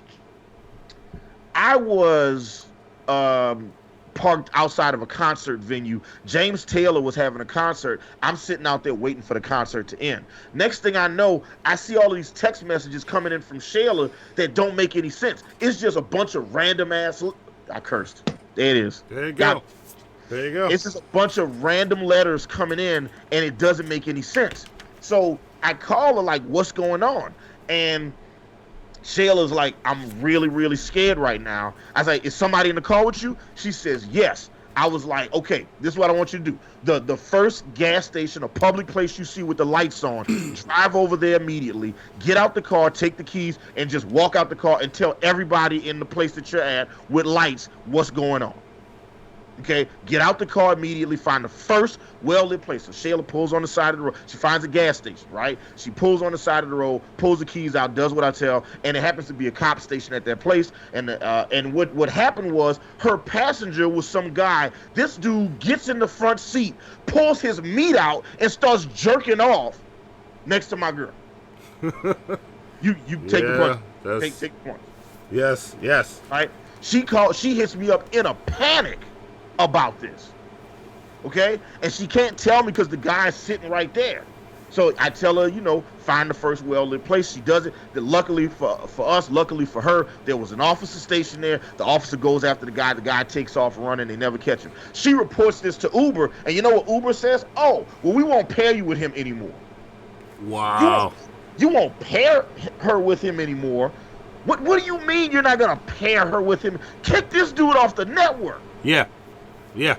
You know what I'm saying? And they're like, oh, well, we only have her version of the story. I said, okay, cool. So if he does this to another woman and another woman, how many female drivers are going to have to deal with this perv until y'all do something about it? Every woman that gets a ride with this particular passenger is like, you have aided and abetted into a crime. Yeah. Yeah. Trash. Yeah. It's trash, man. It's trash. So yeah, I'm not a fan. And it's like whenever I meet women that want to be drivers, you know, I always make sure I tell them that I give them the good and I give them the bad. I'd be like, look, this is the good, and I'm like, look, I'm a guy. I'm a 6'2.5", 250-pound black guy that chooses to wear a mask in public. All right, I don't invite the same type of attention and energy that my girlfriend does. Okay. You know what I'm saying? Like, the type of energy that you get is different than the type of energy that Tish gets. The type of energy that Pimp Monk gets is different than the type of energy that Luna gets. All right? Yeah. There's some weird effing guys out here. True. You know, and it's just, and this is what we got to do. But you never hear stories. Yeah. Yeah. Very true. Very true. Look, Missy Ann in the chat. I had a driver do that to me. Wow. Yeah, you know that's and it's like, bro, messed up. It's trash. It's absolutely trash. Trash. I know this is an extended What's Eating Hannibal, y'all. Yes. So I'm not trying to monopolize the show. But yeah, it's trash. And Uber doesn't have your back in these situations. So what are you supposed to do? Yeah. American Nightmare says Hannibal invites cops' attention. Look, believe it or not, I've been pulled over way more times without a mask than I've never been pulled over wearing a mask before. There you go. I think the cops look at me and be like, man, that N-word is crazy. That Edward Nigma is crazy. That being said, is it fair or foul that they think of you as Edward Nigma? I don't know, but I got some cool fair files. I like your transition, Monty. Here I like we go. the way you did. Here we go. Yes. How big are your? Okay, Mr. Rashid. Are they ready for the truth? Yes, they're ready for it. Self-loving. And what's good? And how do they hurt us? Because they love Phil. We don't need to give any time to that mess, do we? We're talking about deliverance. See, I'm talking, so many people out there are captives. And I'm talking about homosexual lifestyle. I was delivered from something like that. I was a for over 30 years. I sold my on the street corners. See, I can talk about that sin. Hallelujah, because see, I was up, and I loved it when I was doing it. Hallelujah, God came and purged me. Hallelujah, God made me get it the old-fashioned way. You just turn your soul unto me and I'll use you. But now I can shake for Jesus up under the anointing of the Holy Ghost. Bless you. God bless you. Has the Imperial Magistrate reached a verdict? I have. Guilty or innocent? Innocent. Feed him to the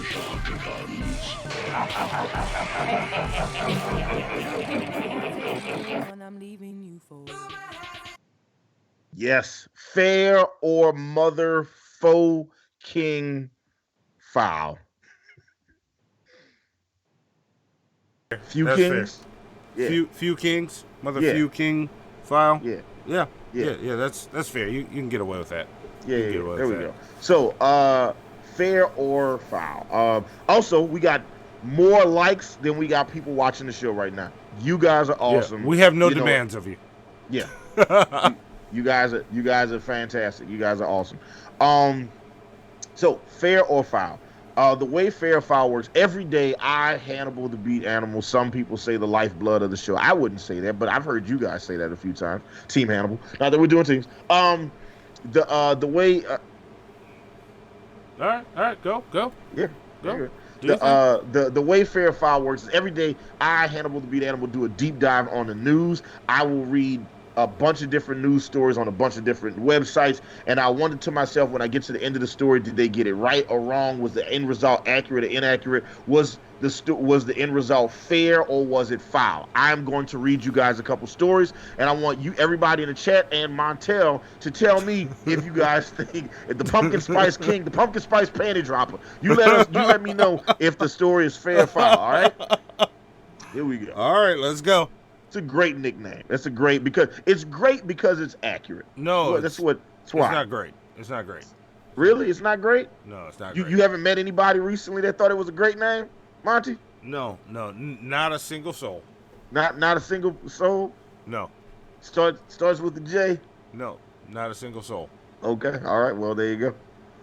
From your mouth to maybe God's ears or whoever. Yep. This story comes from The Telegraph. Yeah, okay, here we go. The Telegraph. An American woman could be forced. Oh, all right. Hypothesis. Hold up, I'm going to get to it right now. He says, I am Sofa King We Todd dead. Yes, that's what he said. That's what he said. I am Sofa King We Tar dead. Yes. So there you go. That's what Hypothesis said. And before that, we had Penultima for What's Eating Hannibal. He said, Hannibal censoring himself in this segment is going to make him, and I can't see the rest on that screen. It's going to make him develop a stutter with all the times he catches himself. Yes. Yeah, listen. Doing that segment and not cursing is tough. Also, we got Luna and Red Eye from the Morningwood podcast. What's going on, Luna and Red Eye? They will be on our Torture episode this month. Yep. Yeah, where we talk about bad Christmas movies. Yes. And they are bad. They are absolutely bad. All right, let's get to this. Let's get to this fair file. Everybody in the chat, let us know if you think it's fair file, okay? The first story comes from The Telegraph. An American woman could be forced to register as a sex offender after appearing topless in front of her stepchildren in her own home. What? Wait. Say that again? Okay, here we go. You read it again. Right. An American woman could be forced to register as a sex offender after appearing topless in front of her stepchildren in her own home.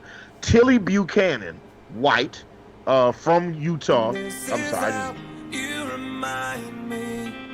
right, we got a nickel chat. Go ahead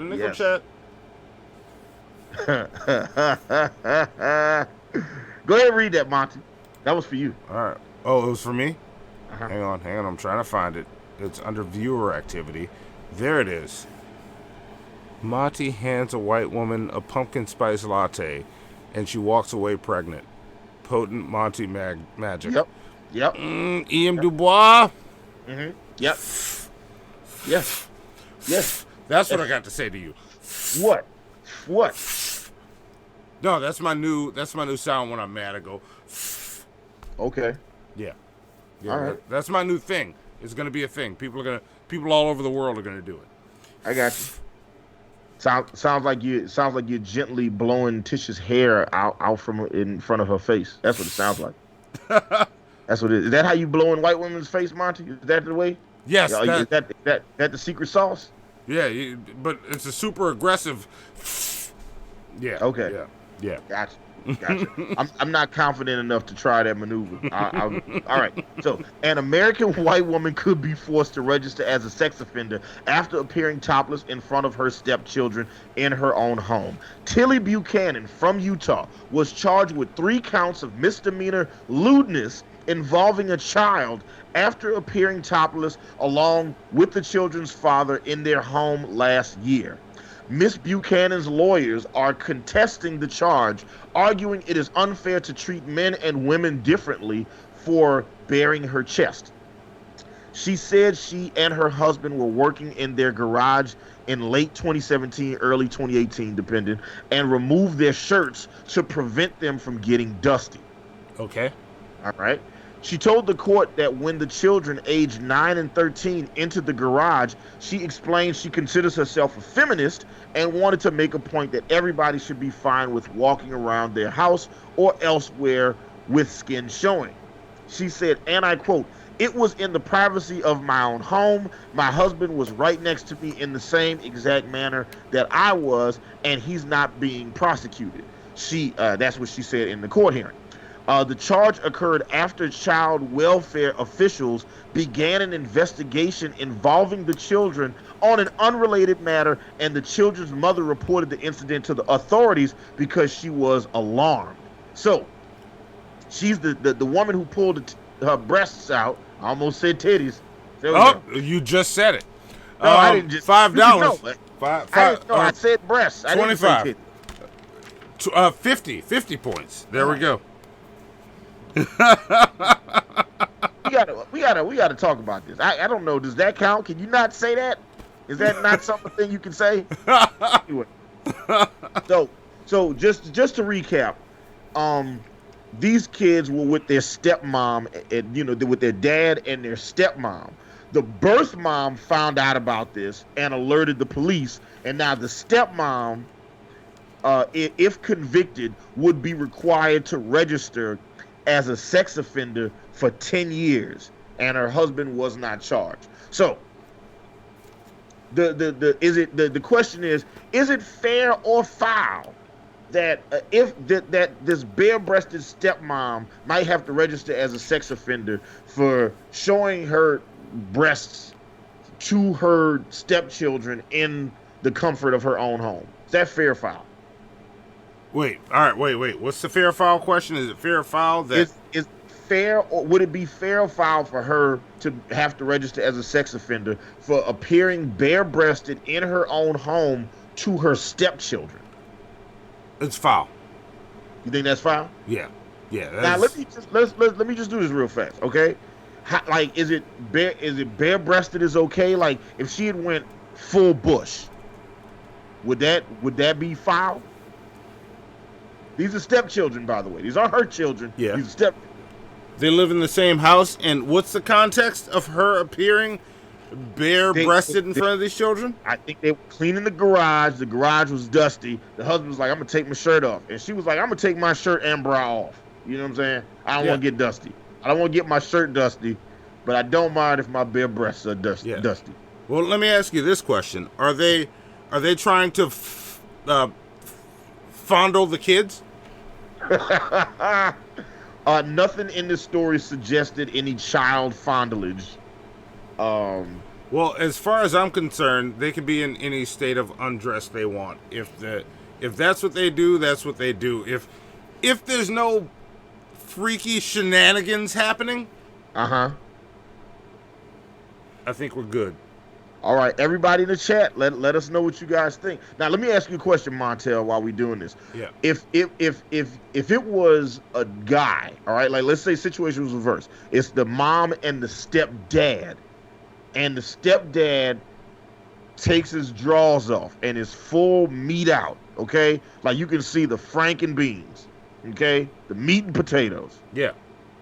It's his house. Yeah, the twig and berries. Yeah, twig and berries, right? You know what I'm saying? Yeah. And look, I'll do it with you, okay? Yeah. If your ex-wife, who is a beautiful white woman, what? I said she's beautiful. Yeah, there you go. Keep blowing them eyelashes out the way. See how that goes. Oh. So yeah, if your ex-wife, if Zoe's mother, yes, if she started dating a guy and Zoe was over there and they're cleaning out the house, it's like, it's termite season in New Orleans, and he's like, "Man, I don't get no termites on my pants," and just like you, who wears no underwear, her new husband also doesn't wear underwear, so he pulls his pants off and it's full meat and potatoes. Zoe's right over here, dude is over there, full meat and potatoes. And Zoe tells you, like, "Daddy, man, look at here." See, but this is easy. Because if Zoe's coming to me telling me that, that means Zoe's not comfortable with that sandwich. Uh-huh. So you need to check and get my daughter's consent before you just start dangling a sausage in front of her. Now, that being said, should that same stuff not be appropriate for if the mom is saying, hey, the stepmom, who I'm clearly hating on, pulled her breasts, her tig old bitties, out in front of my kids. Okay, fair. You know are the kids, like, how old are the kids? Not 9 and 12 or 9 and 13. Yeah. But I thought I heard something about breastfeeding in here too, though. No breastfeeding. All right, then. All right. We're in. Yeah. So does that change your opinion? Well, no, because I am and look, I'm gonna sound like a pervy dude when I say this, but it's not about that. I think the standard should be a little more evened with exposed nipples, just because there's more fat on it and you're female. Like, I think that's different. I really do think that's different. Yeah. And it's also, it's not even in a pervy way. It's like real shnikes. Yeah. I'm sorry. I keep almost doing it. I'm catching myself now, though. I know. Monty's cursed a bunch, so he doesn't want to curse again. Yes. Yeah. Okay. All right. Well, let's take it to the chat. Let's see what everybody else says. And honestly, Monty, I agree, because just based on the story, it doesn't look like anything here happened in a sexual manner. Yeah. And we're just talking about breasts. All right. Yeah. You know, I never understood all the people that protested Janet Jackson's breasts at the Super Bowl. If anything, that was a wonderful surprise. Yeah. That's like, you know what that was? It's like seeing, like, when you see unexpected breasts, that's like when you get in fries and then you lift up and you eat all the fries and then look down in the bag and you see more fries. Or you see an onion ring. Yeah. It's like, I got an onion ring. Nah, but see, some people like onion rings. Some people don't like onion rings. Everybody like fries. So though. This is exactly what that is. Yeah, but that only works for people who like onion rings. Everybody like fries. Yeah, but that is. I get you. Perfectly. Well, this would be like if you ordered onion rings and then you looked under the box and then you found some fries. Yeah. There you go. All right. Yeah. But yeah, I think with boobs, if she had taken her pants off, it would be the same as if the dude had taken his pants off. I think that's where the line is. Like, yeah. Like, it's like people getting upset about breastfeeding in public. Like, that's how this baby eats. Yeah. Like, you can't handle a breast? Like, grow thicker skin. It's not all about you. Little dude's hungry. Or little lady's hungry. Let him eat. Stop. All right. Well, let's take it to the chat.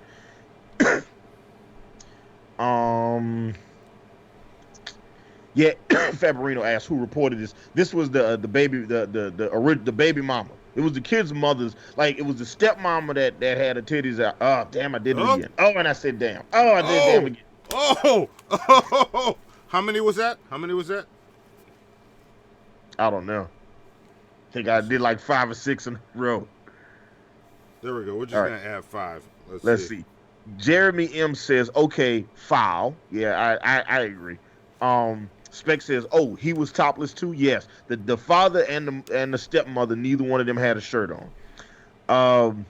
American Nightmare says, foul, but Hannibal, how does it feel knowing Jared Genesis is a better martial artist than you, and Monty, don't lie. You can never deny a white woman. It's against your DNA. You know what? Oh! What? Yeah. Yeah.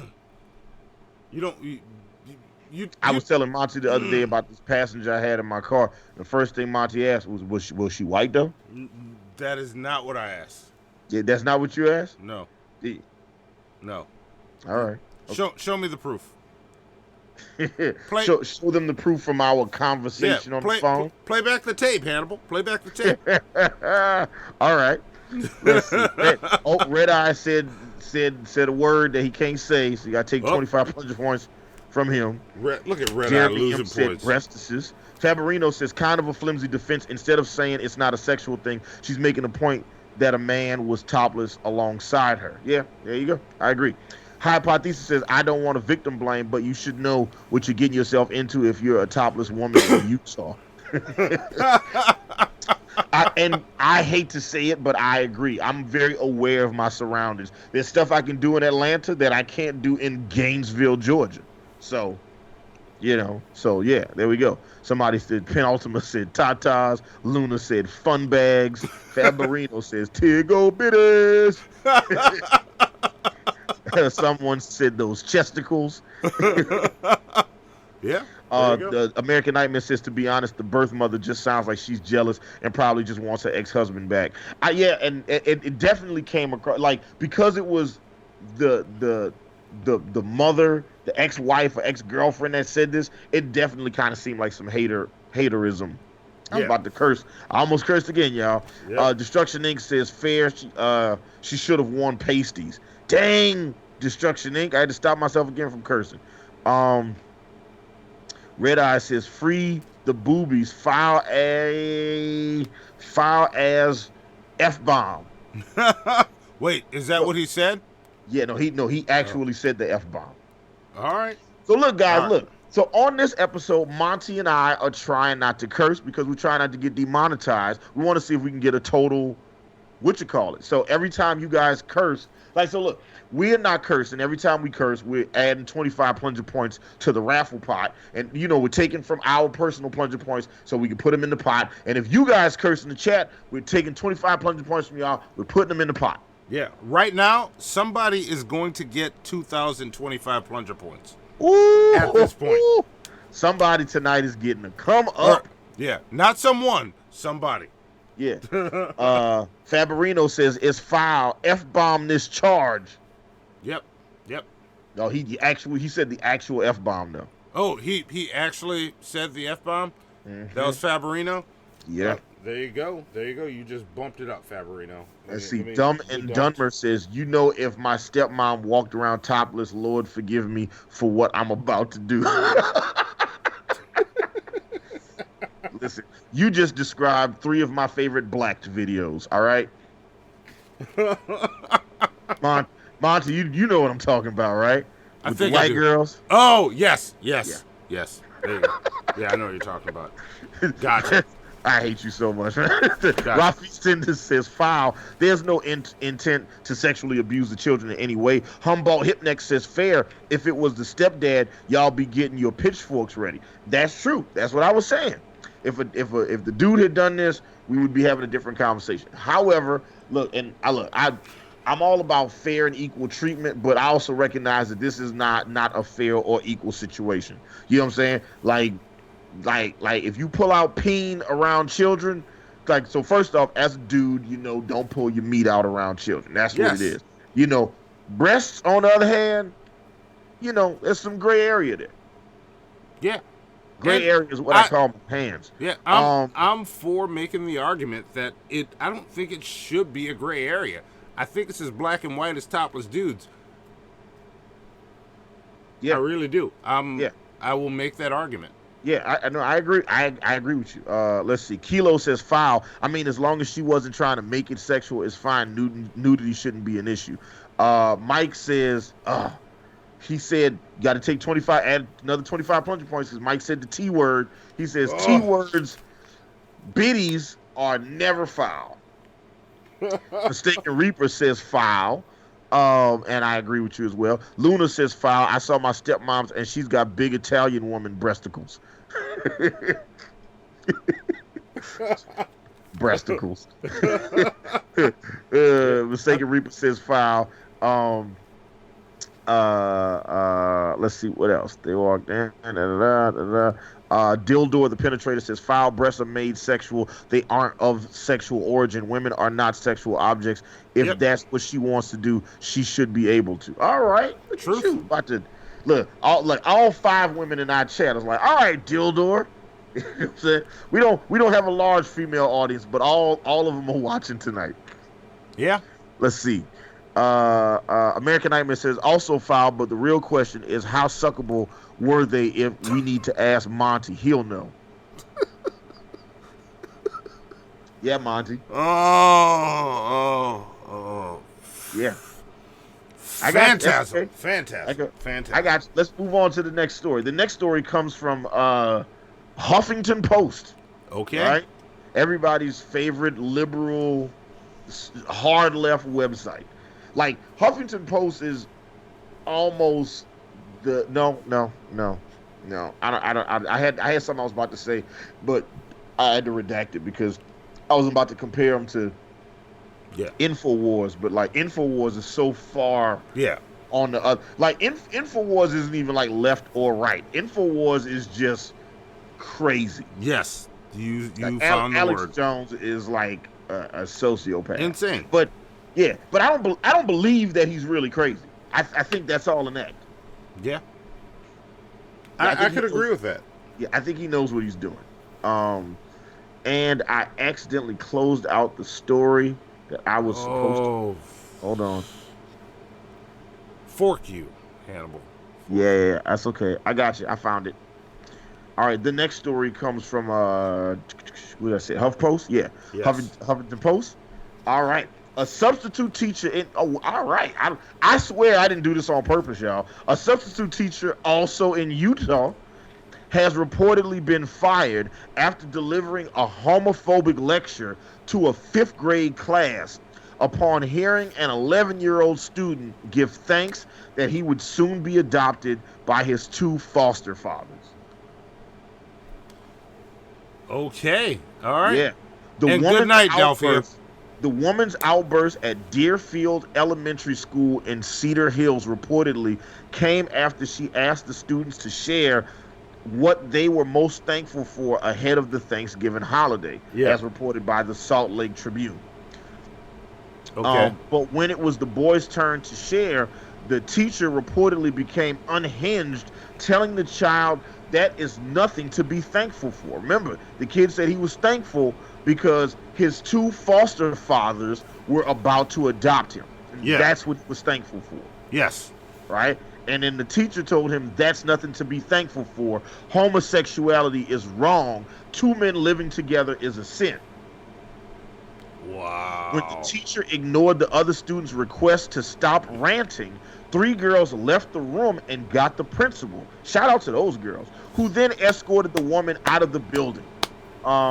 He expressed his the principal expressed his gratitude to the girls. The child.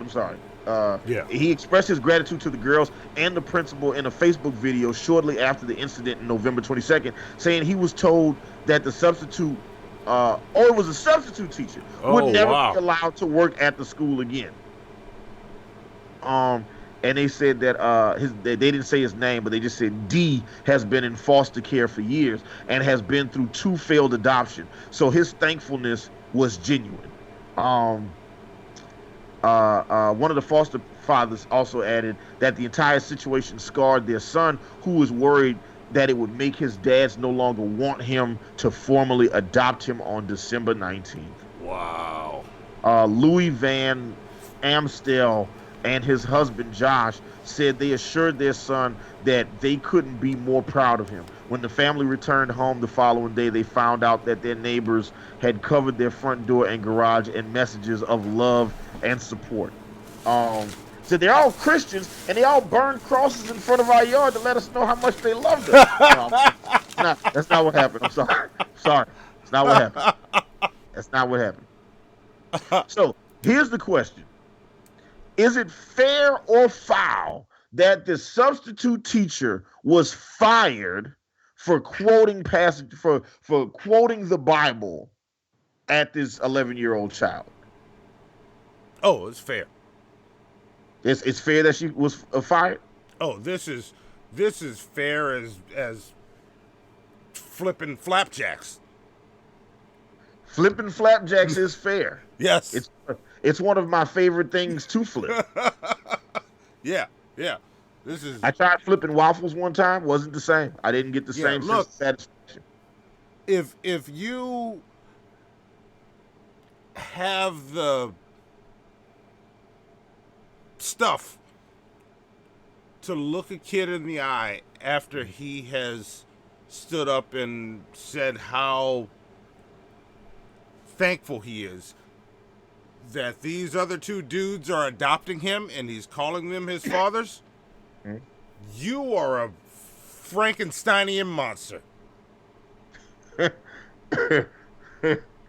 Yeah, and then they said that the kids were trying to ask the teacher to stop ranting. Now, keep in mind, this story is from Huffington Post. Yeah. So Huffington Post tends to lean very left, and this is an article that definitely is tailored for their audience.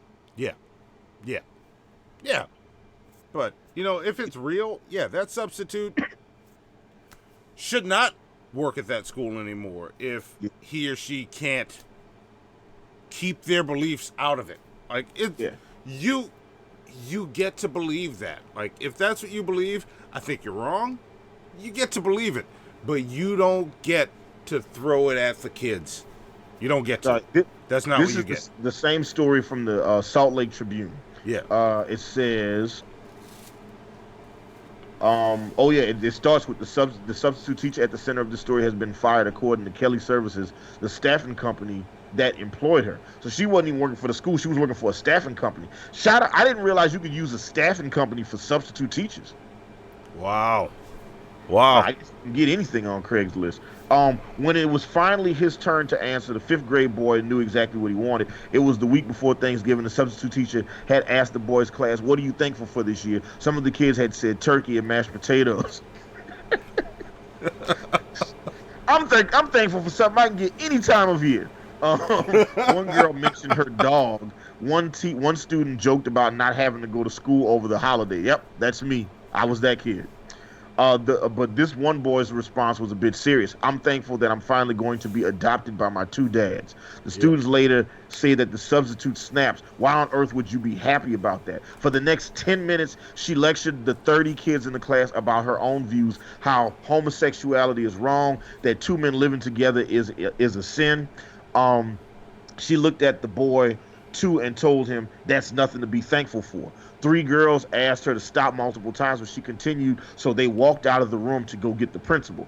As the substitute was escorted out the building, she was still arguing, trying to make her point. The boys' fathers say they were told by school officials. Yeah. They said she also tried to blame our son and told him that it was his fault that she went off. Nope. All right. So this is reported by the Salt Lake Tribune. I don't know what direction they lean. I don't know if they're. I would imagine if it's the Salt Lake Tribune, they're probably, I don't know how left they would be in Salt Lake. I don't know. I don't know. All I know is I agree. Keep that business away from kids. All right. Let's see what the chat has to say about it. Let's take it to the chat.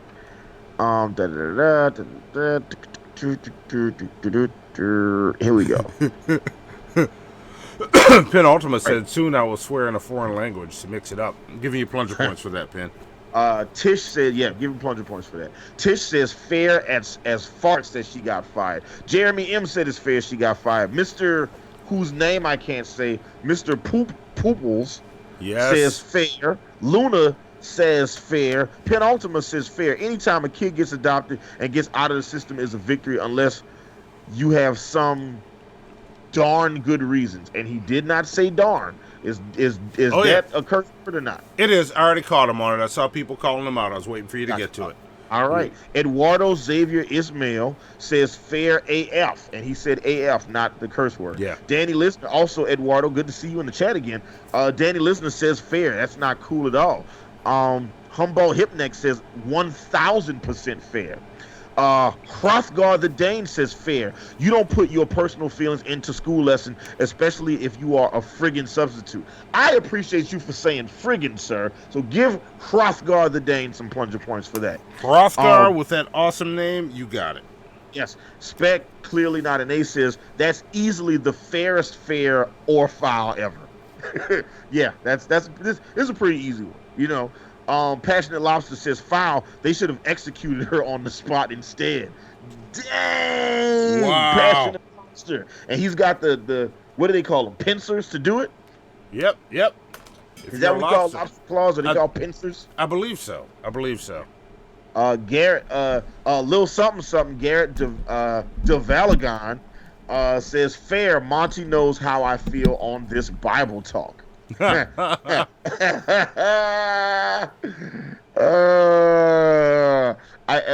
I want to engage that one so much right now, but I'm not gonna. Let's see. But yeah, I agree. Penultima, let me see. I got his already. Let's see. Rodfeast Tender says foul only because the punishment seems too harsh for the teacher to threaten her job, and she'll likely get her head on straight. And you know what? That's what my fair foul question was actually going to be. Is it fair foul that they fired her as opposed to suspending her? Like, they could have pulled her to the side and be like, look here, substitute. You can't talk like this at school. I know you're passionate about how you feel about this. I know what your religious beliefs are, but you can't talk about that at the school. Yeah. Should they have given her a warning? Because we've gone through a lot of stories with teachers doing crazy stuff where they don't get fired. They get, they get disciplined. But they don't get fired. I think something like this, I'm like, I think she can get a job somewhere else later. She's got to fight for it because what she did is pretty fouled up. Learn from it. Work your asthma off to get back in there. Like, you did this. Like, it's not our job to make it easy for you when you fudge up the works like this. Mm-hmm.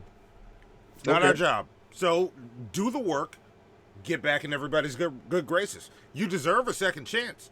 You don't deserve it to be handed to you because look what you did to that kid. Like, a substitute, someone entrusted with kids, does not get to do that. That's not a warningable offense. You don't get to do that to kids. Okay. You just don't. All right. You know what? And I 100% agree with you. 1,000%. I lost it. Just like Humboldt Hypnex said, I 1,000% agree with you. What else? The Midianite. Okay, there we go. I had to get it together. The Midianite says fair that she got fired. Destruction Inc. says fair. And he put the letter F with 3 asterisks and the word Deuteronomy. Yeah, F Deuteronomy. There you go. Kilo says fair. Going to make an orphan feel bad for getting adopted. Yeah, that's trash. Yeah. Fabrino says religion makes good people do bad things. Yeah. Religion and cocaine. Yeah. But I think a religion can make good people do bad things. I don't think it always does. I think it gives bad people the justification to do bad things. Yeah. There we go. I'll agree with that. Yeah, I think that's what it is. It like there's because religious extremists on any side, are problematic. Whether they're Christians, whether they're you never hear about Black Baptists going on a rampage or something like that. You never hear about that. You never hear about the guy from the Holy Church of Our Father, Sister Mary, Joseph, and Sunday Church of Perfectness, and you know what I'm saying. You never hear about those people like shooting up a mall or something like that. Yeah. So there you go. But let's see what else. Mike says fair that itchy bunt don't deserve to spew that nasty bass caca to that poor kid. Fudge that toe. You know what? Plunger points.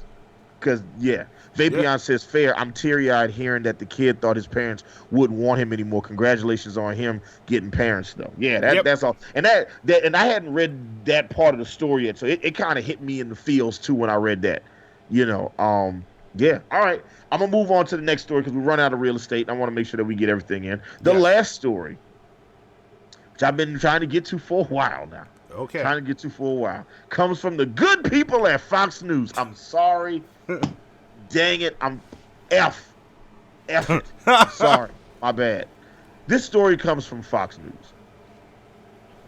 Bigfoot has a sweet tooth North Carolina woman says the legendary creature likes candy and cookies. Even Bigfoot can't help himself when the cookie jar is around. The legendary creature was reportedly spotted by a North Carolina woman in the woods behind her home, according to WCNC. While reports of the mythical creature in North Carolina are nothing new, it apparently has a taste for processed sugar and carbs. And the quote goes, mostly like candy, cookies, they love peanut brittle, chocolate, peanut butter sandwiches, said Shelby resident Vicky Cook. Vicky Cook says they don't like apples and bananas. Vicky Cook was able to capture what she believed to be the creature on her camera, adding that she's not quite exactly sure what she saw and is still having trouble believing it herself. And Vicky Cook said, and I quote, "Sometimes I think this can't be real. It went in front of my camera. I screamed. I didn't know what it was, but that thing was tall." Vicky Cook noted that the sighting started in March, and since then she's had 8 footprints, all in different sizes. She said, and I quote, "This is a juvenile, but look at how long it is. That's a big, big print.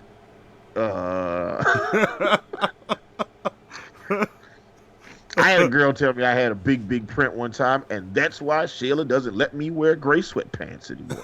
After a busy 2017-2018 gallivanting across the country, the legendary creature has had a slow start to 2019. Perhaps Bigfoot caught wind that baseball player turned loose cannon Jose Canseco was on the search for it, as well as UFOs. This is on Fox News website, I gotta say. So here's the question. Here's the fair foul question. Okay. Right? I think Vicky Cook is crazy. Is it fair or foul for me to automatically presume that Vicky Cook is crazy? Is it fair or foul for me to assume any of these people that see Bigfoot are crazy? Because they always see Bigfoot and all they have is footprints, blurry photos, and unwatchable video. Is it fair or foul for me to just, when somebody says, "Oh man, I think I saw Bigfoot," my go-to response is, "That no, you didn't. Is crazy." Yeah. That N-word Nigma is crazy. Yeah. That Is it fair or foul to assume people that saw Bigfoot, that if you meet somebody, look, just right now, everybody in chat, you meet somebody, right? You meet Vicky Cook, and Vicky Cook shows you a blurry, she comes up to you and says, "I seen Bigfoot," you know what I'm saying? "It's a little one, this is a juvenile," right? And then she shows you this footage where you cannot make anything out, and then she tells you how he mostly likes candy, cookies, peanut brittle, chocolate, peanut butter sandwiches, but they don't like apples and bananas. Is it fair or foul for me to think she crazy? I have to say I think it's fair for you to think she's crazy, because how's she getting close enough to accurately give you this information? Like, why can't somebody more licensed than her study this, or with more credentials? Like, why can't they get close? What's special about her? Is Bigfoot,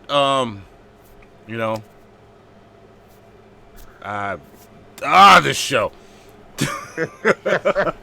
I'm trying to power through it so we can go ahead and just. Oh, and also someone said he's also almost caught up. Start getting that Tech 9 episode ready. Yeah. Oh, we'll have it once you get there. Just pop in the chat and go, "It's time," or leave a comment on whatever the latest episode is, because we don't always see everybody's messages. Like, how is Bigfoot always out of focus? Maybe that's Bigfoot's superpower. In 2019, we're going into 2020. All right, we're going into 20 years past Y2K. Yeah. You know what I'm saying? The iPhone camera got three lenses on it. Yeah. You mean to tell me nobody can get a picture of Bigfoot? Nobody. You know what I'm saying? And then why Bigfoot only pop up around like rural white areas? Okay, Bigfoot don't never be no. I ain't never where the black people at that's like, oh, they go Bigfoot. Yeah. No, you know why? You know why? Because when black people see Bigfoot, we run. If we see something, it's like black people will be like, we see a cat cross the street, we will stop and go to other. We go down a different street. Yep. Or not me. I got no problem with cats. Yeah, but you date white women. You ain't scared of nothing, bro. Anyway, let's take it to the chat. Let's see what everybody got to say right now. Let's see. Let's see. Hold on. I'm trying to go back. This is a lot of. I didn't realize that how many people had got to this. It said, little something says, how does she know the dietary lichens of Bigfoot? She have dinner with him? Nah, he doesn't like apples, but candy. Yeah, he likes candy. Like, yeah, like, yes.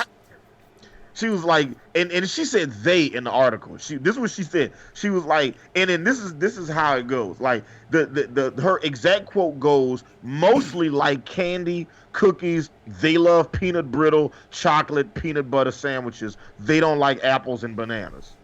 All right. First off, her sentence started with mostly like candy. Could you imagine if you met somebody and you said, "Hey man, how you doing today?" and they said mostly like candy?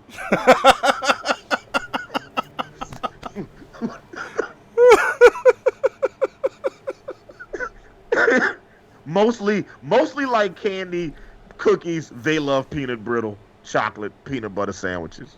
Yeah. Nope, I don't buy it. I think it's fair. We can call her crazy. Yeah, I'm also just thinking that she's just nuts. American Nightmare says fair, but I know why Hannibal uses the mask. Bigfoot and R. Kelly locked them in their closet, and then unspeakable acts to me. All right, look, listen. When I can curse again, I'm cursing you out. And what's up, Barry? I see you in the chat. What's going on? Oh, Barry Sykes is in the chat. Yeah, Barry Sykes is in the chat. Yes. We had some ribs and macaroni and cheese last night while the computer got fixed. You notice this stuff didn't shut down today. Netra Amorisi says, yeah, she was looking at that big print, all right. Yeah, give Netra Amorisi, give Netra plunger points for that. All right, Netra. Fabrino says, oh, I'm ignorant. Fair enough. Spec says fair. Penultima says fair, but the Bigfoot is just carb loading. Do you know how hard it is to maintain that size? You know what I'm saying? That dude be powerlifting, all right? You know what I'm saying? He's gotta load up. I understand. Give Penultima pleasure points. It's hilarious. Yep. Gotcha, Pen. The hypothesis says fair until sufficient. He says it's fair to call her crazy until sufficient evidence is provided. There we go. American Nightmare says, thank you for finally using it. Now all you've got to do is read the pumpkin article and I'll be happy. But they downvoted the pumpkin article. It's just, I'll just go back and watch the video. Yes. It wasn't enough people that wanted to read the pumpkin article. That's why we haven't. Okay, I'm sorry. See? Look, in time, good Humboldt things happen. Next says, sounds fair to me. Danny Listener says, fair. That bleep is crazy. I agree with you. That bleep is crazy. Luna says, fair. Bigfoot isn't real. Hairy people are, though. So, Luna, you think it's just a hairy dude that kept walking into her yard? And he's like, no, I don't want apples. I don't want bananas. Yeah, Give me some candy. I would keep walking in her yard, too. She's putting out peanut brittle. Yeah, like, here's some peanut brittle, Bigfoot.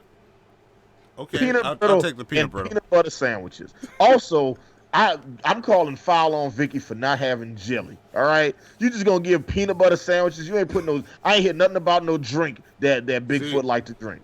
See, that's what I prefer peanut butter sandwiches. I don't like peanut butter and jelly.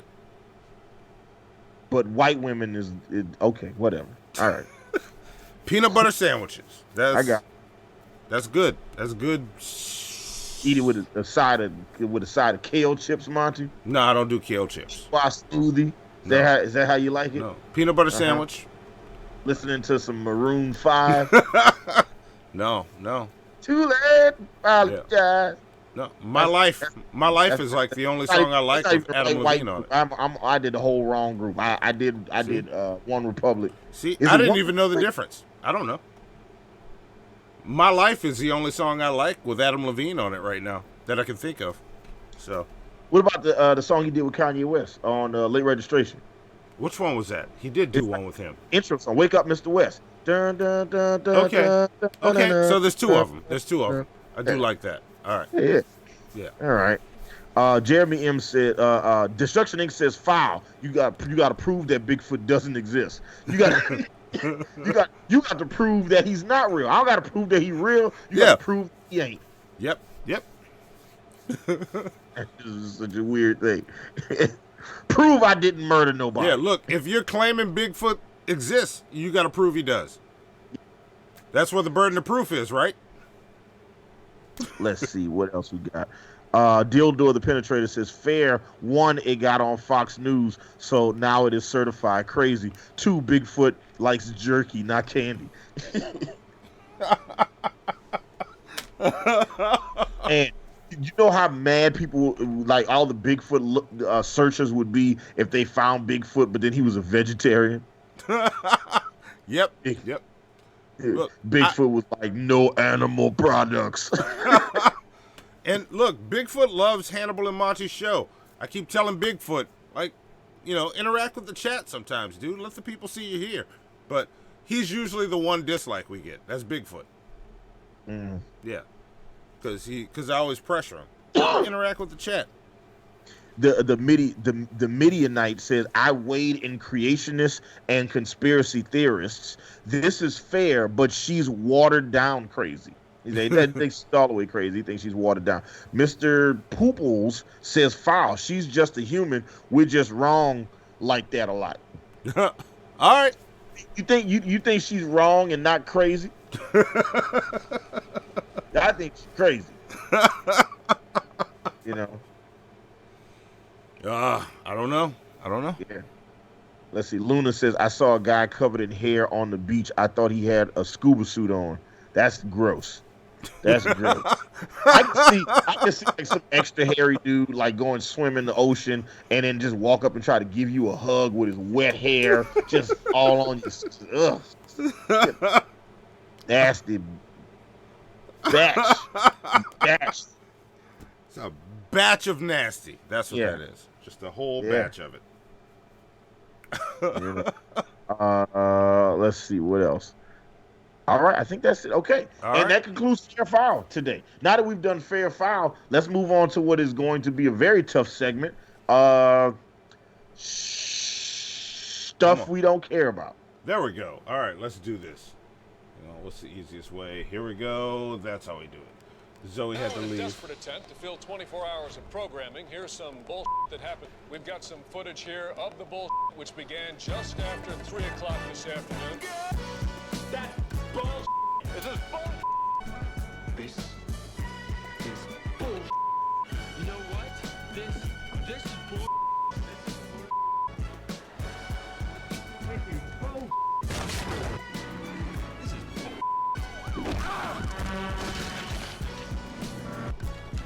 This is bullshit. Everything that guy just said is bullshit.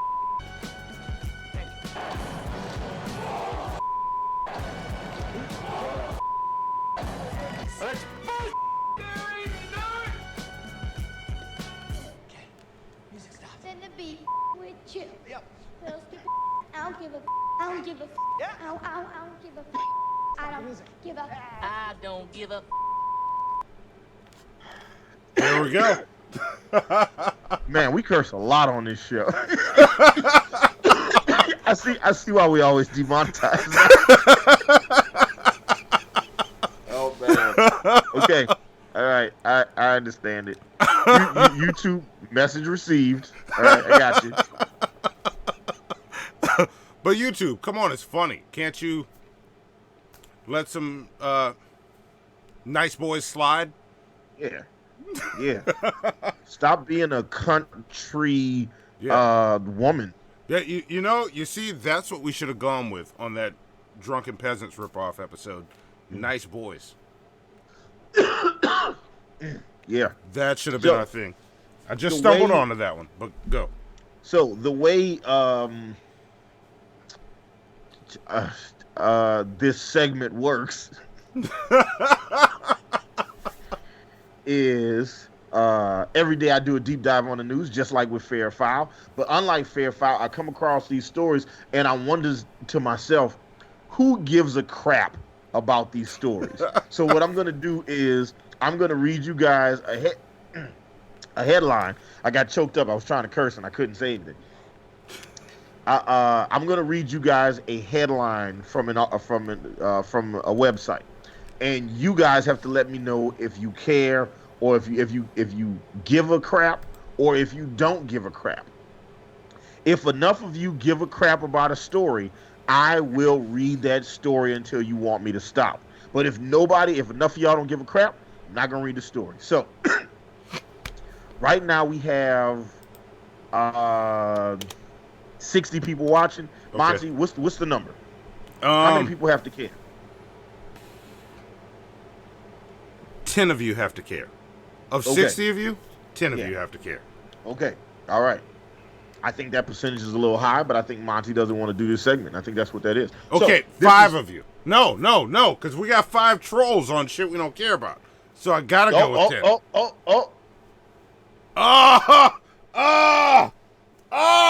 Got him. Got him. Got him. Hang on. And let me take... Look, we're not going to have any points to give away at the end of the month, because I think our points are gone. Yeah, it's gone. Because we have less plunger points than all of you. Yep. So let's see. Let's see. Well, let's do 6 people. So that's 10% of the chat. Okay. You know, is that okay? So look, if no, make it 7. Make it 7. Trust me on this one. 7. All right, I like that. So if we get, like, I'm gonna read a headline. If you guys want me to read this, if you care about the story, then you have to put #care and then some element about the story. All right, and then if we get 7 of you guys that say you care, I will read that story. Okay, because we're on like a 30-second delay. Yeah, there you go. So Monty, Zoe, our lovely producer Zoe, you guys watch the chat, and I'm gonna start reading these headlines. Yeah, and 31 people are in the raffle to get over I think it was 2,000 plunger points, right? Yeah, look. Yeah. So look, and either right before the next segment or right after the next segment, we're gonna give away. We're gonna give away all the plunger points from everybody that cursed tonight. Yeah. So at the end of important things, I will give it away at that after I reveal it. Enter the raffle by putting ! Raffle in the chat, or if you curse, we'll take 25 of your plunger points and add them to the pot. Yeah. Or I'll wait till this timer expires, and then it's got 10 minutes and 50 seconds. I'll just interrupt and go pick a winner, and we'll know who wins. But no, we should wait till the end of the episode and do it, actually. That way, we do a full, clean episode. Right when we get to the end, we'll give them away. So not on the next segment. So let's do that. Let's go whole episode. I'll restart the raffle when it ends, because it's going to end, and I'll just restart it. So it'll keep going. Well, the first story comes from. So remember, I'm going to read the article. I'm going to read the headline, and if you don't give a crap, say you don't give a crap. And if you give a crap, say that put a hashtag and then some element about the story so we know what it is. And if we see the hashtag and the name of the story, then if we get 7 of y'all, we will read that story. All right, here we go. The first story comes from the Associated Press, APnews.com. Jennifer Lawrence marries art dealer Cook Maroney. I don't care. You don't care that Jennifer Lawrence is marrying an art dealer named Cook Maroney? No. I don't care about art dealers. Oh, really? Except when it's, Michelle Obama and Lin-Manuel Miranda. I cared about seeing a picture of the art Lin-Manuel Miranda gifted her. Okay. I didn't care about the article. I cared about seeing the art. I don't care about art dealers though. I don't like it being ripped down to nothing but a thing like that. Like, My art, my choice. Okay. Fair enough. Fair enough. I got you. Yeah. Also, real quick, guys, I'm putting the link to the ranker in the chat. You guys can vote on what what comic book movies me and Monty watched this month. So it's in the chat right now. Click on the ranker list. You can go on ranker. You can upvote or downvote the movies that we watch, and you can add movies. And if you add a movie to the list, we'll go ahead and give you 25 points for doing that. But you got to do it today. Yeah, you have to do it before this episode ends. Two things are happening at the end of this episode. Yeah. We are going to end the voting on this and pick our list. And it has changed since I looked last. Oh, wow. The list right now is number 1, Watchmen. Watchmen is holding the top. And it has since the beginning. Watchmen, then Logan, then Kick-Ass, then Scott Pilgrim, then The Rocketeer.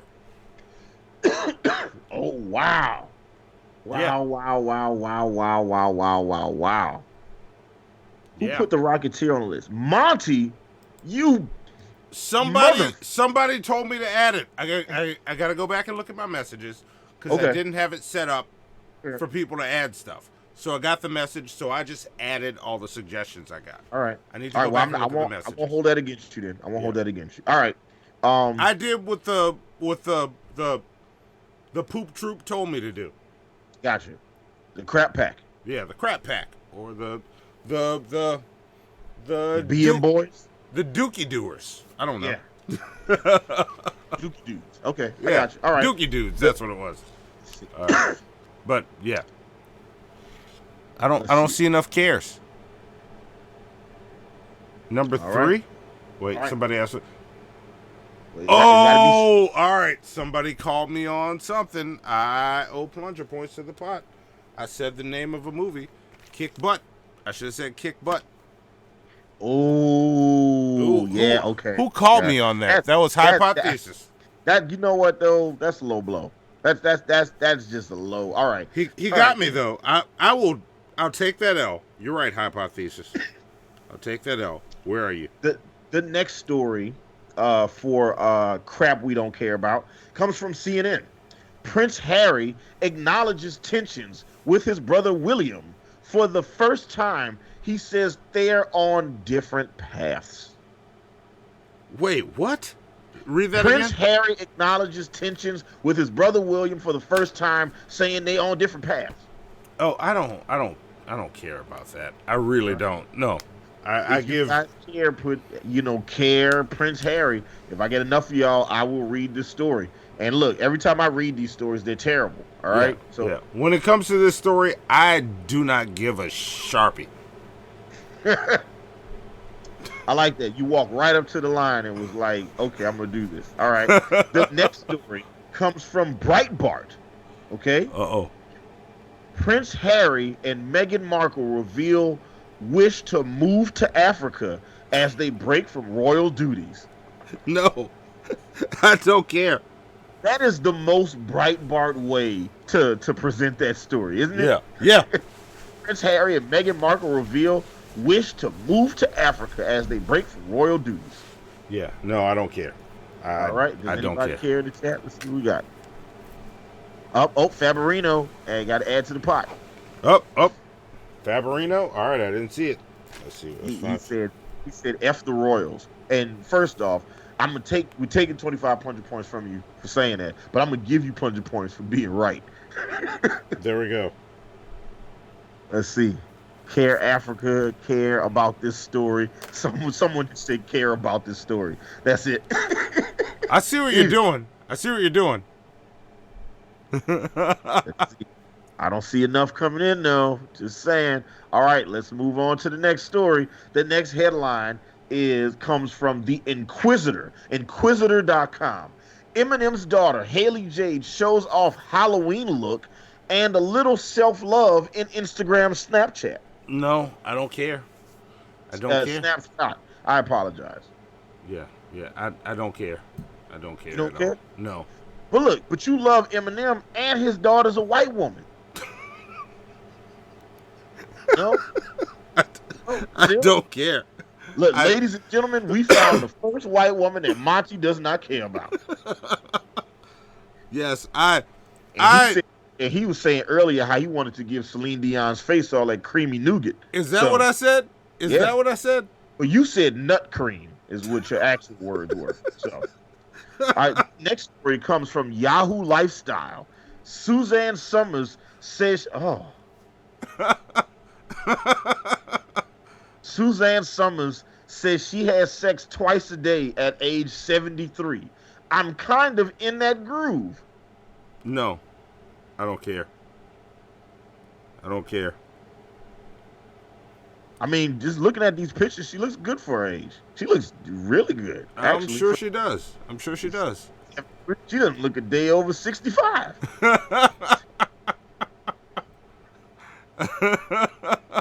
But I don't care. I don't care. Laugh. Huh? Is this the second white woman that you found that you?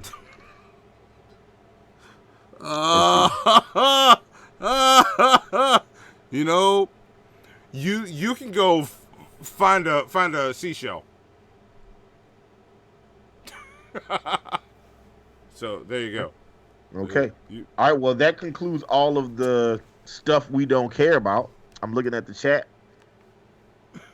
Who says she cares for scientific research? What does she care about though for scientific research? Suzanne Summers. Oh. Yeah. All right. Wait. Let's see. American Nightmare cares. Luna cares. Wait a minute. Lord Jamarcus cares. Hold on. Oh no. Let's see. Adam E cares. That's 4. I think that's it. That's it. It was just 4. All right. Okay. 4 is not enough. Okay. All right. Well, that concludes all of the stuff for crap we don't care about. So, Monty, now that we've done all the crap we don't care about, maybe you have some important crap that we should care about. I actually do. Hang on. Let's see. I had it queued up. I work with 2 keyboards here, so I get confused. Deal with me. Here we go. But let's get into this. We got some important. One keyboard is called Mary Kate. The other one is called. It's called Ashley, because she's white, and that's what you like. You like the white girls. That's okay, man. It's called. Good. You know what it's called, Hannibal? It's called Find a New Hobby. Called Find a New Hobby. Monty eats Oreos. All he eats is the cream part. Tell him so. Monty said, I want to put my lips on the black part of the cookie. You know what? Let's get into this segment. Yeah, let's get into this segment. FlyingZombies.com, Blog Talk Radio, and Team MFN proudly present Hannibal and Monty's Action News with L. Damon on sports, Heath, the man on the street, meteorologist scientist Mel on weather, and Hannibal and Monty's Action News anchors, Hannibal and Monty. And now, here's lead anchor Monty with Monty's important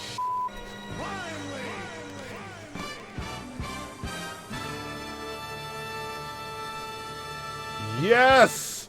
Here we go! Here we go! Can we hear me? All right. All right. Am I all set up? All right, I'm good.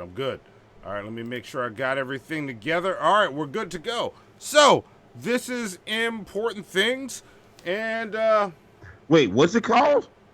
Important stuff, important show things. You know, important or important beep, whatever you want to go with. But that's what this segment is.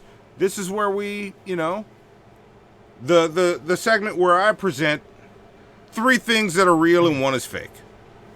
And this time I'm going with headlines. And okay. I actually think I lost one of. Oh no, I didn't. Okay, I thought I lost one of them while you know getting suited up. You know, I had to get my tie on and my jacket to get ready for this segment. But yeah, I'm gonna go with headlines today, and they're kind of themed with what we're trying to do, except for the first one. I just, you know, it's funny. It's headlines that I found, but one of them I made up. So, the first one is Marvel tells a politician to stop dressing up as Captain America. That's all the headline said. That sounds super fake. I don't believe it. All right, so first one is the fake one, is what I think. And look, remember, guys, you get to vote one time for the fake story. So if you guys don't know, and how many plunger points are we giving away if they get this right tonight? You know what? Since this episode has been, I'm looking at the list, this has been costly for plunger points. We need to step it up on this.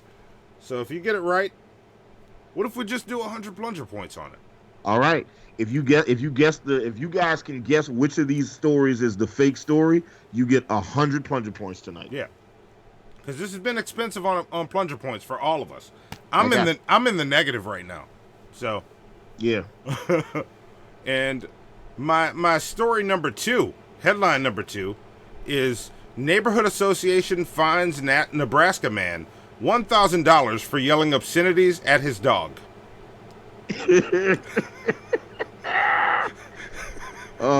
It sounds believable because you said Nebraska.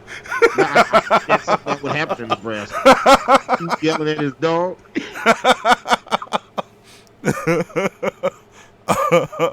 Yes. So that's number 2. And wait. Let me get back to my list. Number 3. 2 University of Connecticut students were arrested Monday after another student reportedly overheard them using a racial slur.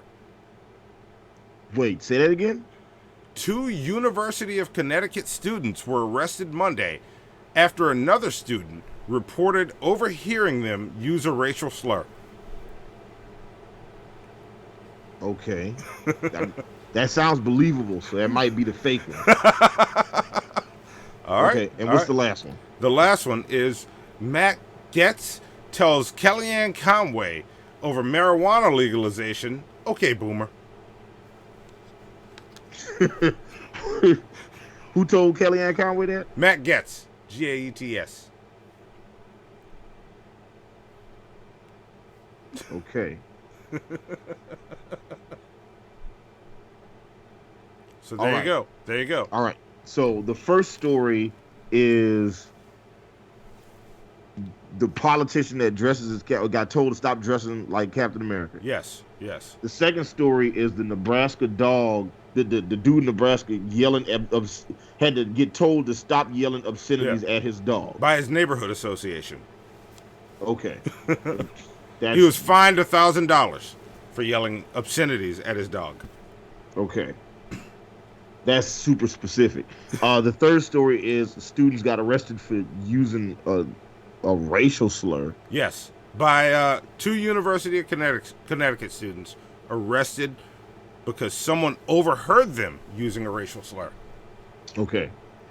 And the fourth story is Matt Getz said okay boomer to Kellyanne Conway. Yes. Man, you did a good job because they all sound like lies. And my screen is frozen, so I can't see your face. Oh. So I can't really tell. Oh, all right. There you go. Now it's moving again. Yeah, it is. It's moving again. All right. All right. Everybody put your votes in. I'm going to give y'all about 30 seconds. Yeah. I'm curious to see what they're saying. All right. All right. I'm seeing what they're saying. All right. You got 15 seconds, guys. 15 seconds. Let's see who gets it. All right. Okay. All right. This is interesting. All right, we're getting down to it. All right. Here it comes. Y'all ready for it? I'm seeing the votes come in. Let's see if we get one more. Give it a second. All right, and okay. All right. There we go. We're done. All right, Monty. Let everybody know which stories is real, which stories is Zoe writing this down? Or do I need to write this down? You need to write this down. Zoe has school tomorrow, so she's gone. producing now. So that's why things are a little jumpy, but you know, we can't all be Zoe. So I'll first tell you the real ones. And if y'all want to see any of these articles where I pulled the headlines, let me know. I'll post them in Discord. That's why you should follow us on Discord. So, Well, we are equally active. Yeah. Are we equally active? Just read the stories, Monty. Let us know which ones is real and fake. Okay. Dang. Okay, here we go. So, you might like women, but that was a real Negro-ish thing you did just now. To me, you know. Was it? Was it? All right. Just saying. Here we go. Here we go. So, the first real story I'll tell you about is Marvel tells politician to stop dressing up as Captain America. That is actually real. Holy. Okay. All right. I definitely need more information about that one. I'll send it to you. Let's go. What else do I want to do? The second one that's real.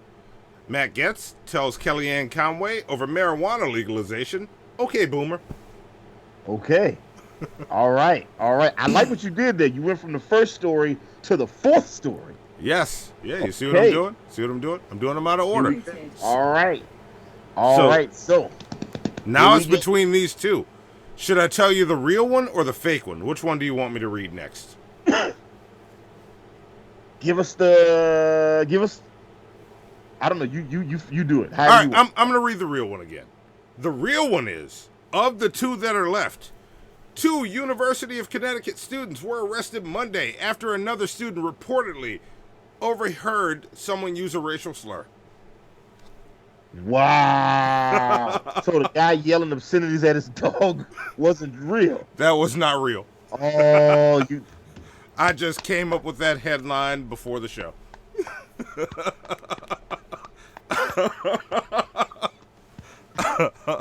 So whoever guessed, what was that? That was number 2? Yeah, I tipped my hat. All right. Yeah. Whoever guessed number 2, you all got 100 plunger points. All right. So I'm writing it down right now. Yeah. So we got that one. All right. So look, while you go ahead and run the next segment, the last and final segment of the night, Monty, I will go ahead and write down everybody's points to see who got it right. Yeah, here it comes, and I wasn't even totally ready for it. That's my fault, though. But here we go. So I'm gonna run the last segment, which is check this thing out. Check this thing out. Yeah. Here we go. Let's see.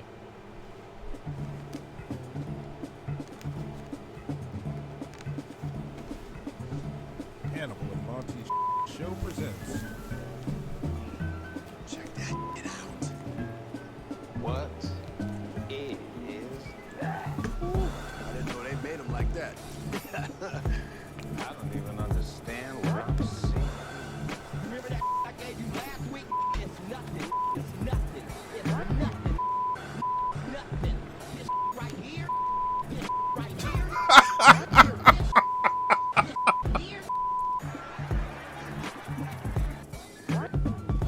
Check this out. Name is Chris the Corner Gunner Light.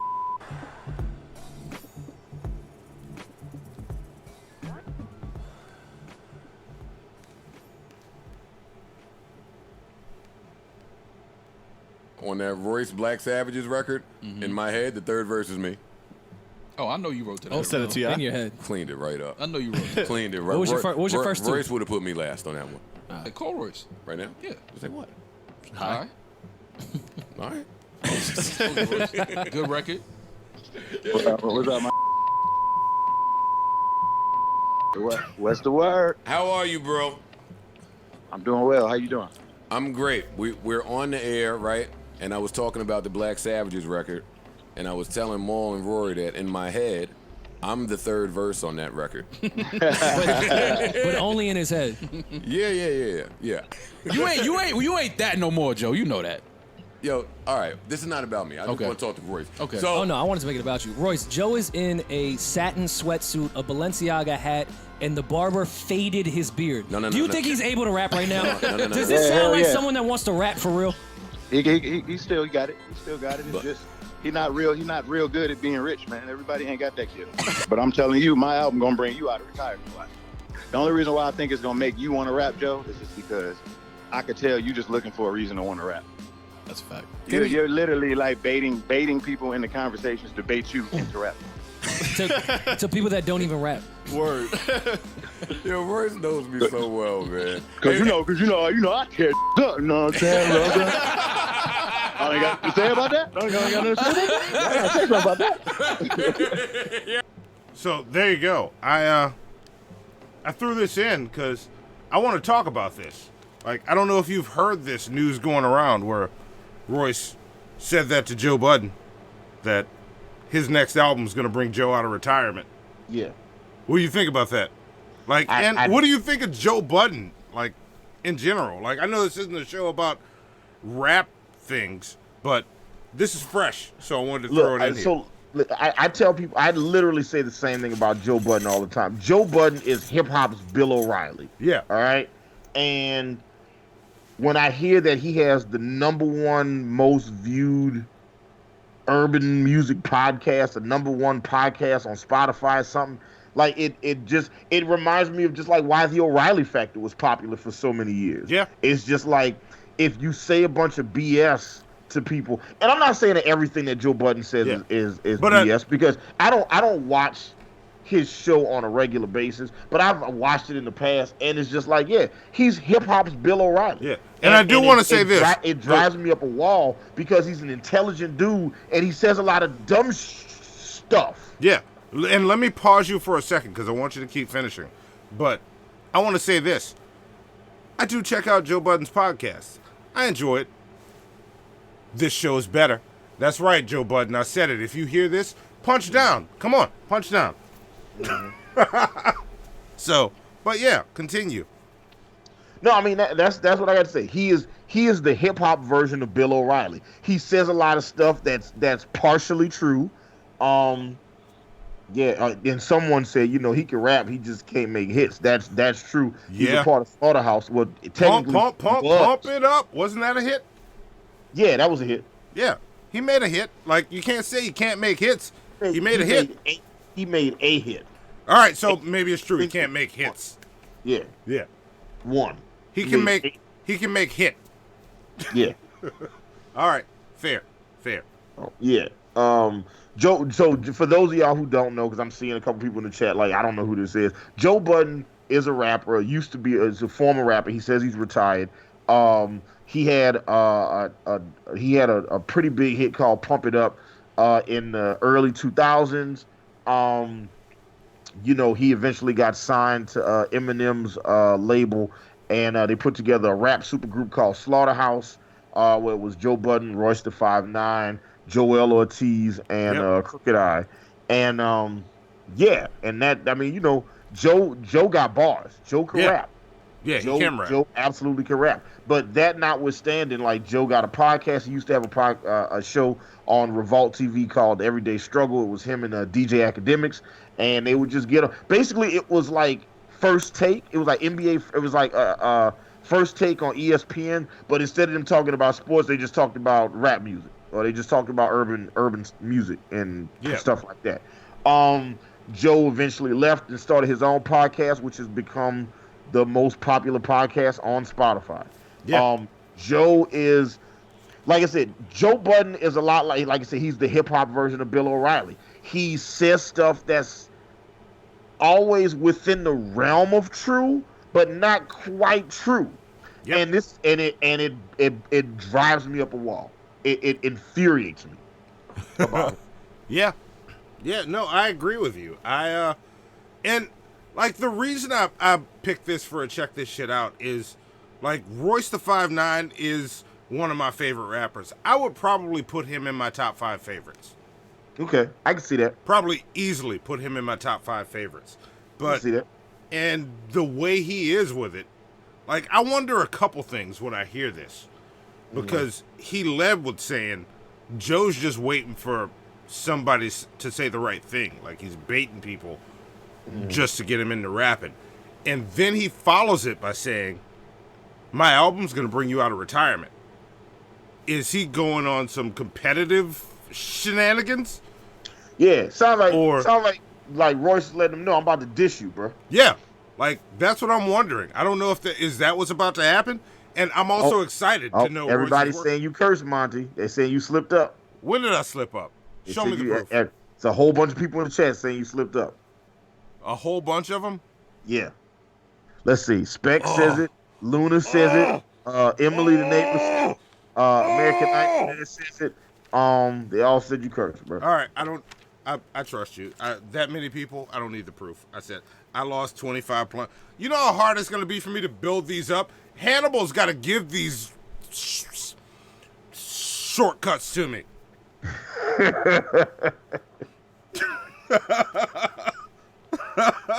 You know how hard it is to get Hannibal to give up plunger points to me? Yeah. There we go. It's in there. There we go, and I added to the list. Are y'all happy? Are you happy? Poop puddles? I don't know. I forgot stuff. Oh, and someone. See, you're trying to make me angry. I see what you do. I see the game you're playing. I'm not falling for it. Not falling for it. It's not a game. He's just saying real facts. He's saying real things.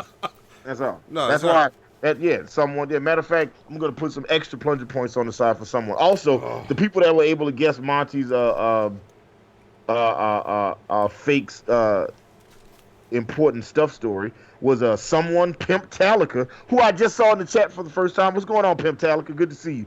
Luna from the Morning Wood podcast. That's a great show. You guys should watch it every morning. Yeah. Emily the neighbor, Juma P, American Nightmare, who is racking them up right now. Penultima, who is coming back for his title. Lord Jamarcus, Mr. Pooples, and Adam E. All of you guys got 100 plunger points. And Monty, you and Zoe will get a text with that information. All right. Wait, what was the last one again? I might not need the text. Who's the last one? Adam E. Adam E. There we go. Yeah. So you should have 1, 2, 3, 4, 5, 6, 7, 8, 9, 10 people. Oh no, I only have 9 people. Text me. Okay. Did you get Mr. Pooples? Yep. Lord Jamarcus? Yep. Penultima? Yep. Oh wait, no, I didn't get Penultima. There you go. That's who I'm missing. See, you see that Penultima? You see how he just left you out? You see how he called me out on the show and didn't just text me the list?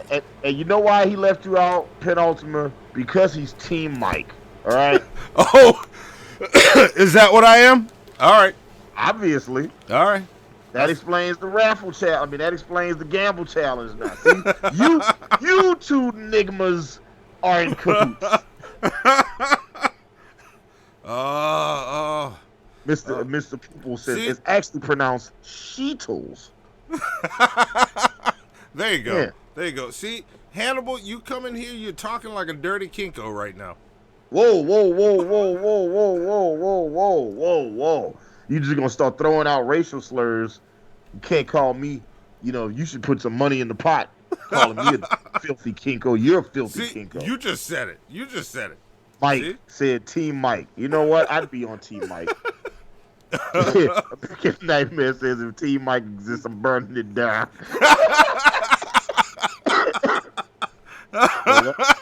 Give it all y'all plunger points. There you go. Write those down so we can add them. Because this episode hit all of us hard. Poop Squad. Penultima says I'm willing to hear arguments for either sides to sway my votes. All right. Look, Penultima, Team Monty has plunger points. Yeah. And look, we're gonna go through. We wear ties on Team Monty. Look at that. We're classy. Yeah. Like, let me button this jacket up.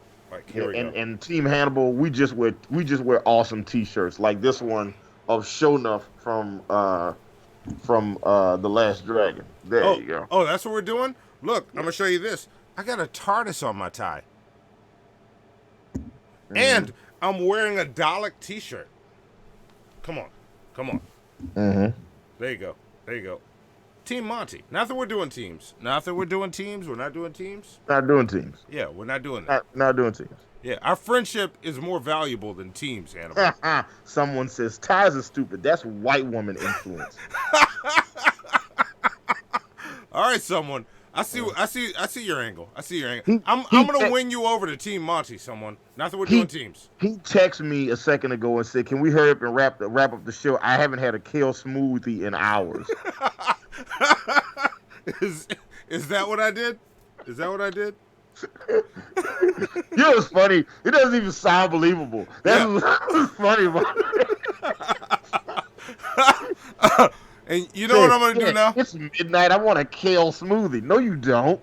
Yeah. You know what I'm going to do? Of the 36 people that entered the raffle, I'm going to find out who wins these plunger points. And then we'll wrap it up. How about that? Oh, wait. No.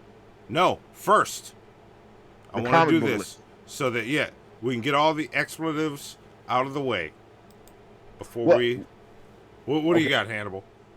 I was gonna say let's give away the plunger points. Like I wanted to give everybody one more chance to vote on the movies. But let's just run with it. Let's do it. Let's do the list. Oh wait, hang on. All right. You want to do the comic book movie list? I also you have another chance to join the raffle if you haven't already.